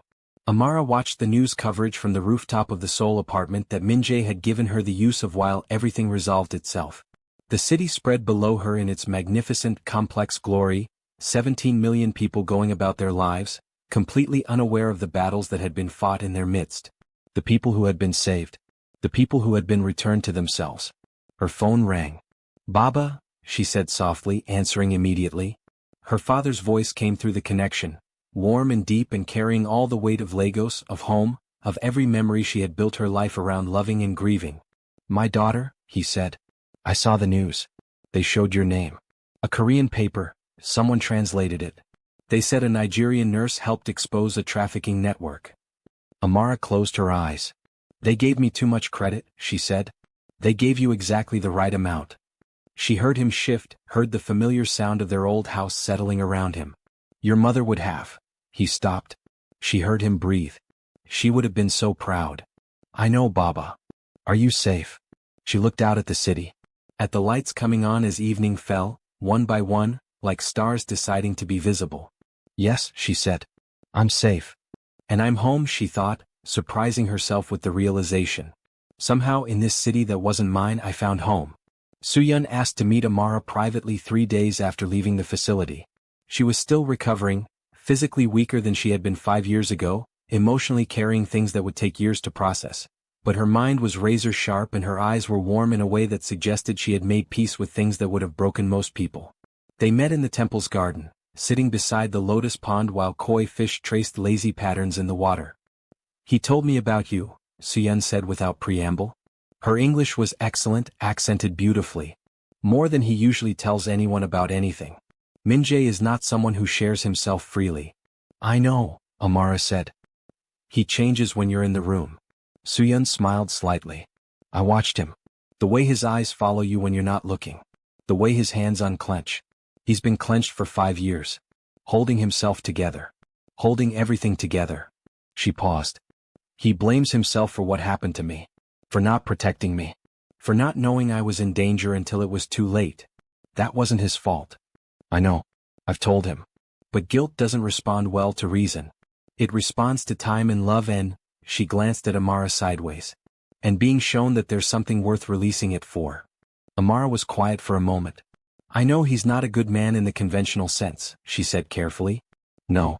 Soo-yeon's voice was matter of fact. "He's not.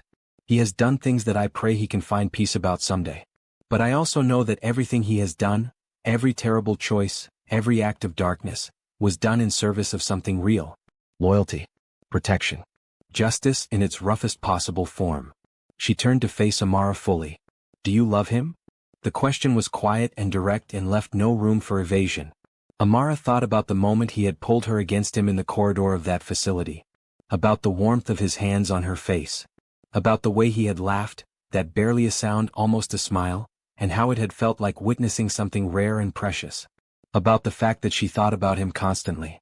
Thought about his safety, his grief, his slowly recovering capacity for joy.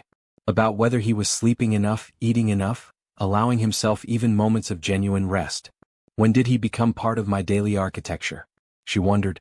When did his well-being become one of the things I measure my days against? "Yes," she said simply. Soo-yeon nodded as if this confirmed something she had already known. "Then tell him," she said. "He won't say it first. Not because he doesn't feel it, he feels everything far more deeply than he lets anyone see. But because he is absolutely certain that he doesn't deserve it. That someone good and bright and whole cannot possibly want to choose someone like him." "He told you that?" "He told himself that. In every choice he's made for 5 years. Every wall he built. Every person he kept at arm's length." She reached out and touched Amara's hand. "Someone needs to tell him he's wrong." She found him in his study that evening. He was at the window again, his habitual position, looking out at the city below as if he was standing guard over it even in stillness. The lamp on his desk cast warm light across the room, catching the edges of the ink on his neck, the dragon's scales shimmering bronze and black. He turned when she entered, and his expression was unguarded for just a moment, pleased and then immediately careful again. Amara. Her name in his mouth. Still the most careful thing she'd ever heard. "I had a conversation with Soo-yeon," she said, closing the door. "I know. She told me." "What did she tell you?" "That you're in love with me."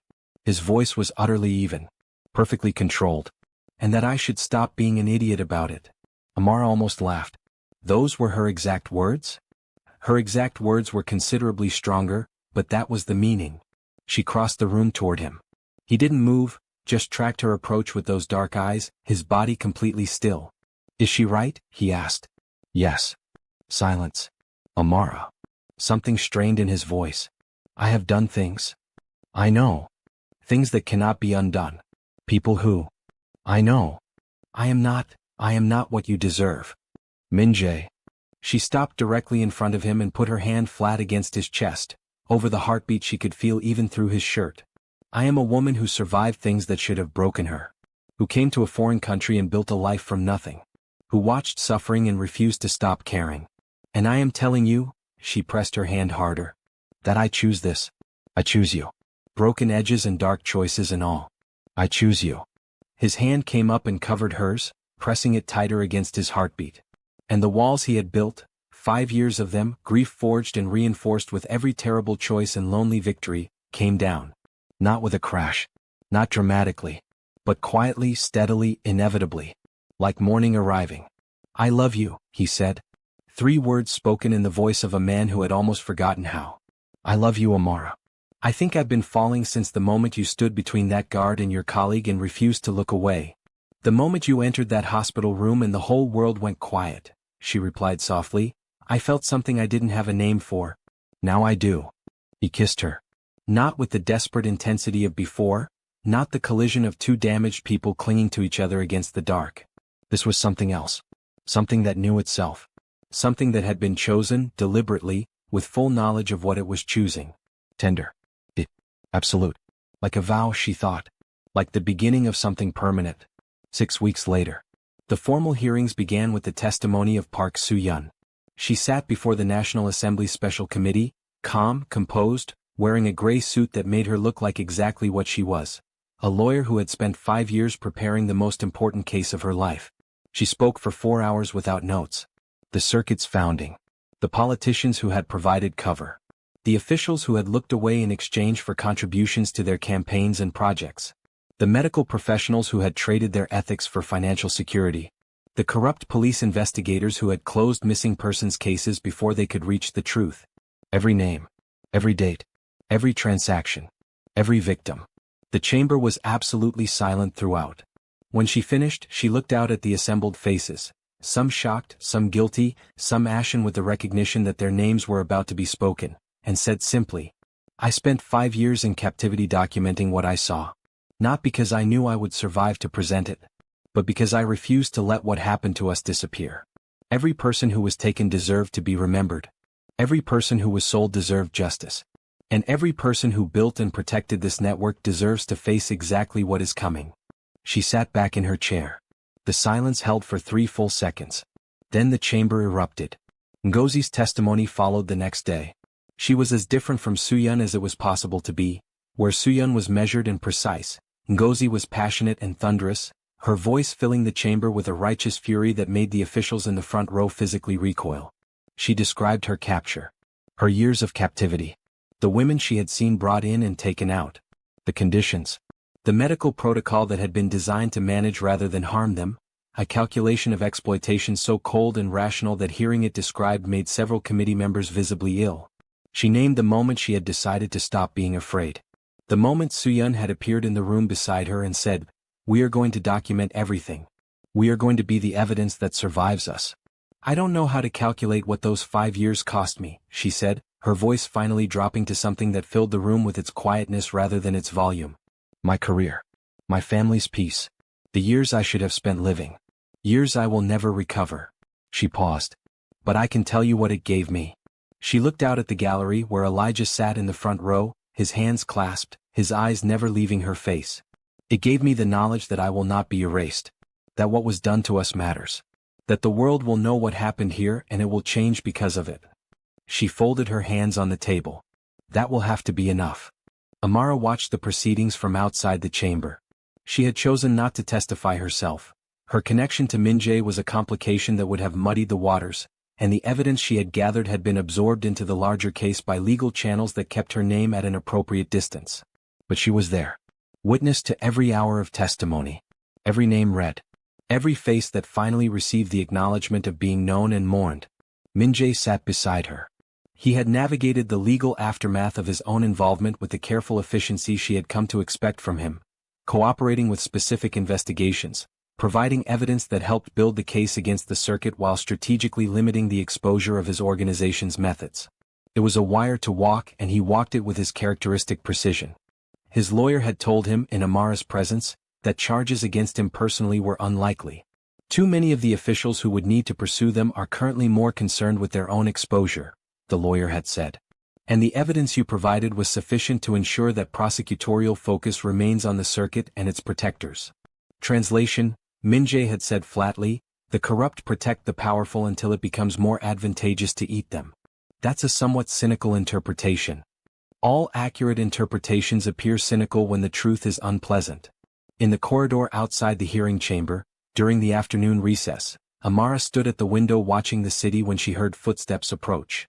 Dr. Elijah Adewale appeared beside her.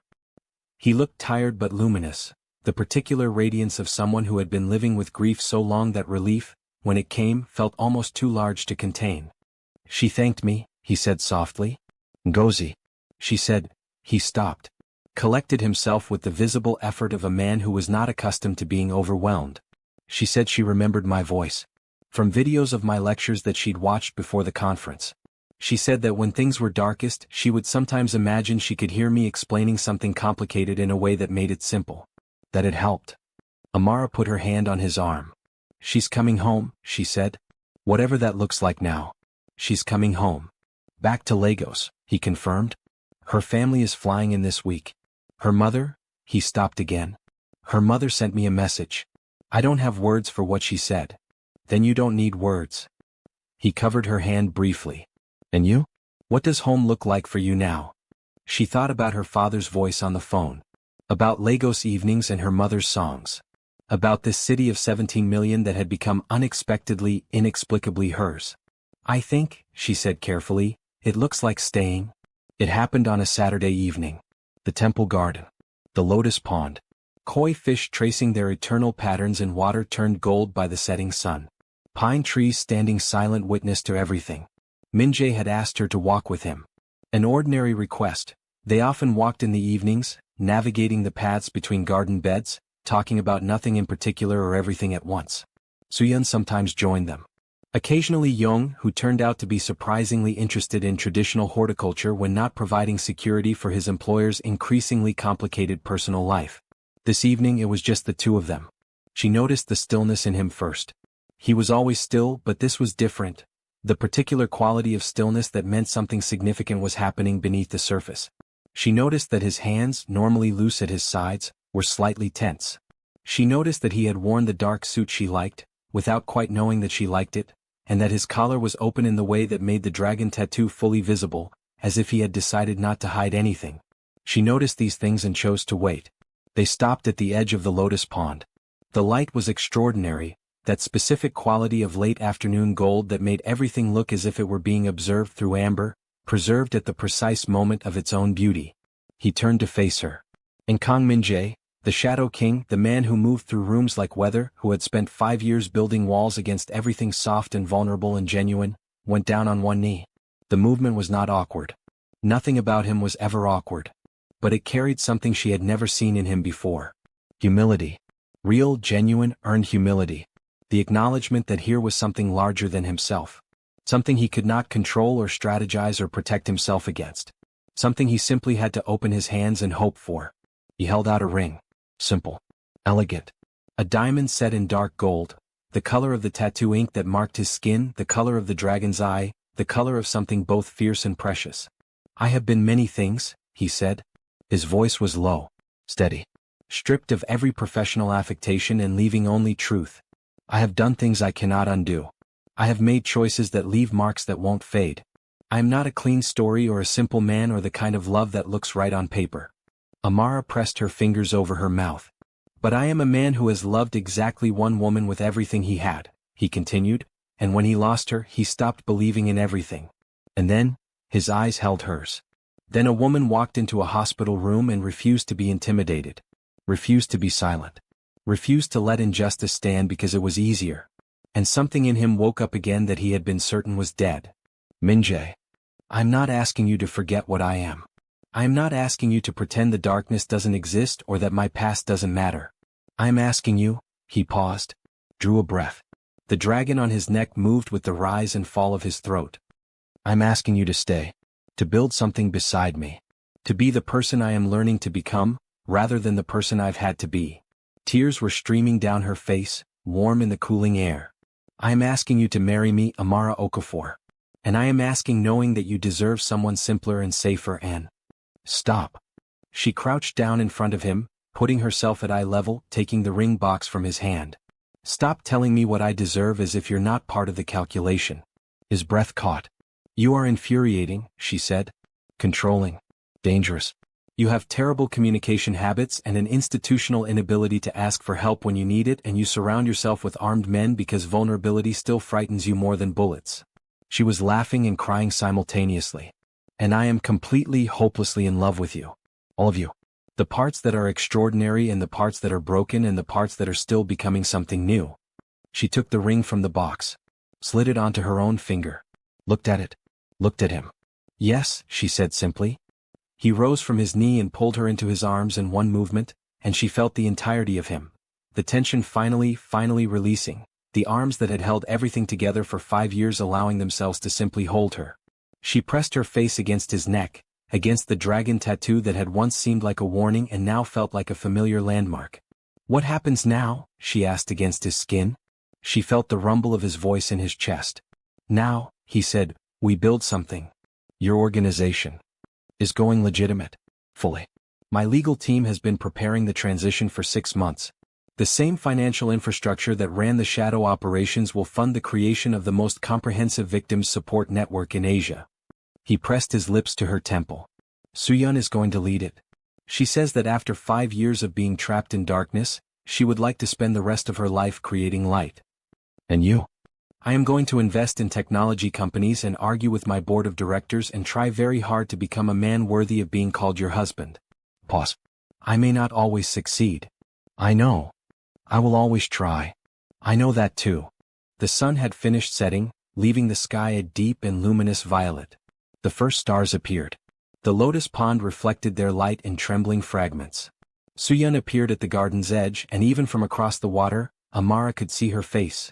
The joy, the tears, the complicated mixture of grief and relief and forward momentum that was becoming, slowly, a life rebuilt. Jung appeared a moment later, looking deliberately in the opposite direction while being unable to entirely suppress something that might, under sufficient magnification, have resembled a smile. They were watching, Amara said. They're always watching. It's their job. Did everyone know? Soohyun planned the garden seating 6 hours ago. She laughed. She's going to be incredibly dangerous, running a network of anything. Exactly what I told her. She said dangerous was a qualification, not a disqualifier. He pulled back slightly to look at her face. His thumb traced the ring on her finger, feeling the weight of it, the reality of it. You changed things, Amara. Not just for me. For all of this. You came into a frozen room and you refused to let it stay that way. You changed things too. I tried to protect what mattered. You showed me something larger worth protecting. Across the pond, Soohyun had begun to wave. Not urgently, joyfully. The wave of someone who had survived everything and arrived, battered and changed and still herself on the other side. Amara waved back. Then she leaned up and pressed her lips to Min-jae's jaw, his impossibly perfect, sharp-angled, slowly softening jaw, and felt him exhale against her hair. Come on, she said softly, taking his hand. Your family is waiting. And Kang Min-jae, the Shadow King, the dragon, the man who had spent 5 years ruling in darkness, let himself be led toward the light. 1 year later. The Okafor Kang Foundation held its inaugural conference in Seoul in late October. The guest list was extraordinary: survivors, advocates, legal experts, medical professionals, journalists, policymakers. People from 17 countries, representing organizations that had been working in isolation for years and were now being drawn into a coordinated network with resources and reach none of them had possessed alone. The Foundation's mission statement was simple and comprehensive: the eradication of trafficking networks in Asia through a combination of survivor support, legal advocacy, intelligence sharing, and the kind of infrastructure that made permanent change rather than momentary headlines. Park Soo-hyun was its executive director. She had passed her bar exam on her first attempt after 6 months of intensive study, her legal mind apparently unchanged by 5 years of captivity, and had walked into her first board meeting and immediately redesigned the operational structure before anyone had finished their introductory remarks. No one complained. She was terrifying in the most necessary way. Ngozi Adeyemi was the Foundation's head of medical ethics, a position she had designed herself, arguing convincingly that any comprehensive anti-trafficking initiative needed to address the complicity of medical systems that had looked the other way, and that addressing it required both professional expertise and personal testimony. She had also returned to clinical practice, consulting at Seoul National University Hospital 3 days a week. On days when Elijah was in Seoul, increasingly frequent, his patient list at Hanul Medical Center growing steadily, they would sometimes have lunch in the hospital cafeteria and sit across from each other not saying anything that needed saying because everything had already been said. Dr. Elijah Adewale had been formally cleared of all accusations made against him during the incident with Soo Min. The hospital board had issued a public statement. Director Han's testimony had specifically noted the baselessness of the claims and the professional conduct displayed by both Dr. Adewale and Nurse Okafor throughout the situation. It was not enough. It was never quite enough when accusations left marks that exonerations couldn't entirely remove. But Elijah continued showing up. Continued operating with precision and care. Continued being undeniable. One afternoon, a senior board member of the hospital stopped him in the corridor and said simply, "I'm sorry. For the assumptions we made. For how long it took." Elijah had looked at him for a moment. "Don't apologize to me," he'd said. "Change the system so the next one doesn't need an apology." The conference hall was full when Amara walked to the podium. She was wearing blue, a deep, rich blue that her mother had always said made her look like herself, like the truest version of who she was meant to become. The ring on her finger caught the spotlight and sent fractured light dancing across the first row. In that first row, Min-jae sat with his arms crossed and his expression carefully neutral and his eyes moving across the room with their habitual vigilance. Then he looked at her. And the neutrality dissolved. Just slightly. Just enough. Amara looked back at him for one private moment, a whole conversation conducted in the space between heartbeats, and then she faced the room. "I came to Seoul 4 years ago," she began, "to become invisible. To be safe. To build a life small enough that nothing could reach in and destroy it." Her voice carried easily through the hall. "I failed completely at that." Laughter rippled through the audience. "I ended up walking into a room that was already frozen," she continued, "and choosing to stand for something when standing was the most dangerous choice available. Not because I was brave. Because I was angry. Because I was tired of watching truth be buried by assumption and power and the convenient blindness of people who knew better and chose not to see." She looked at Soo-yeon, who was sitting in the front row beside Ngozi. "I found women who had survived more than I could have imagined by documenting truth from inside the darkness. I found a colleague," she caught Elijah's eye, "who reminded me what integrity looks like when the world tries to take it from you. And I found someone who showed me that choosing love is not weakness. That it is, in fact, the most dangerous and powerful choice any of us makes." Her eyes returned to Min-jae. "We are here because of survivors," she said. "Not despite their experiences but because of them. Because they refused to let what happened to them be the last word. Because they scratched names into walls and sang songs in the dark and held on to each other and believed that someone, somewhere, would find them." Her voice steadied. "We will be that someone. We will keep finding people. We will keep standing in frozen rooms and refusing to accept what everyone else has decided is acceptable. And we will keep choosing, every day, against every pressure that tells us to look away, to see."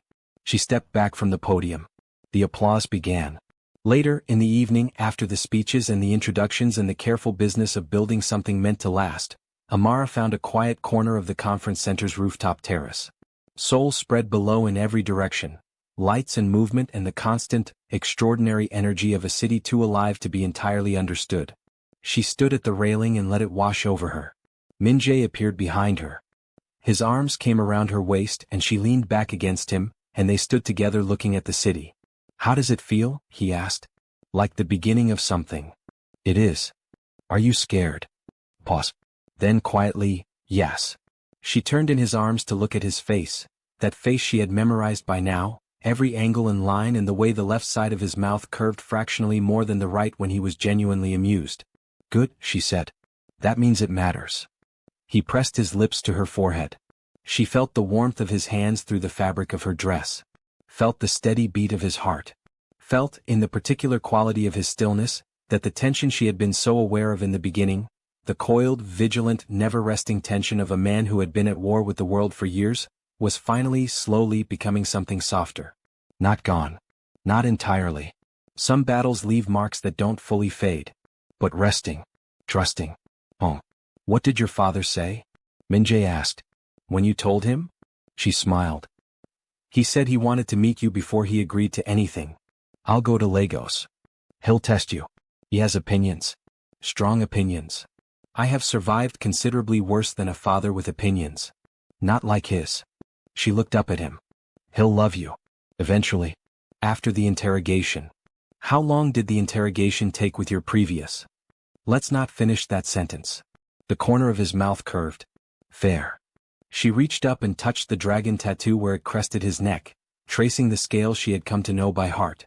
He went very still under her touch, watching her face. Tell me what this one means, she said. The same question she asked sometimes in quiet moments, learning the language written on his skin. The dragon. His voice was low. It was the first. My father chose the design. A symbol of power, of authority, of dominance. He paused. I used to look at it and see what he intended. Control. Intimidation. And now. He covered her hand with his, pressing her palm flat against the ink. Now I see a creature that survived fire by learning to breathe it. His eyes met hers. Now I see something that found something worth protecting. She leaned up and kissed him, soft and warm and entirely without strategy. Against her lips she felt him smile. The first real, full, genuine smile she had ever seen from him, and she had been watching carefully. There you are, she thought. The man underneath. Below them, Seoul continued its magnificent, indifferent, electric life. Above them, stars were making their patient appearance. Around them, the evening carried the scent of pine trees and possibility. And Kang Min-jae, the Shadow King, the dragon who had learned to breathe fire, the man who had walked into a frozen room and changed everything simply by demanding the truth, held the woman who had taught him to want it. They stayed there until the city's lights blurred at the edges of evening, neither of them moving, neither of them needing to. Some moments deserve to be held exactly as long as they last. This one lasted a very long time. Truth was buried. Silence was imposed. Assumption was weaponized. But a woman refused to bow, and a man remembered how to choose. Between them, frozen rooms became thawed, and what was lost in darkness was brought, finally, into light. This story is dedicated to everyone who has ever stood in a hallway where injustice was happening and chose to remain standing. You were never invisible, you were always the beginning. Thank you for watching. If this story moved you, please like, share, and subscribe. Your support allows stories like this one, stories of resilience, love, and the courage to speak truth, to reach the people who need them most. Until next time.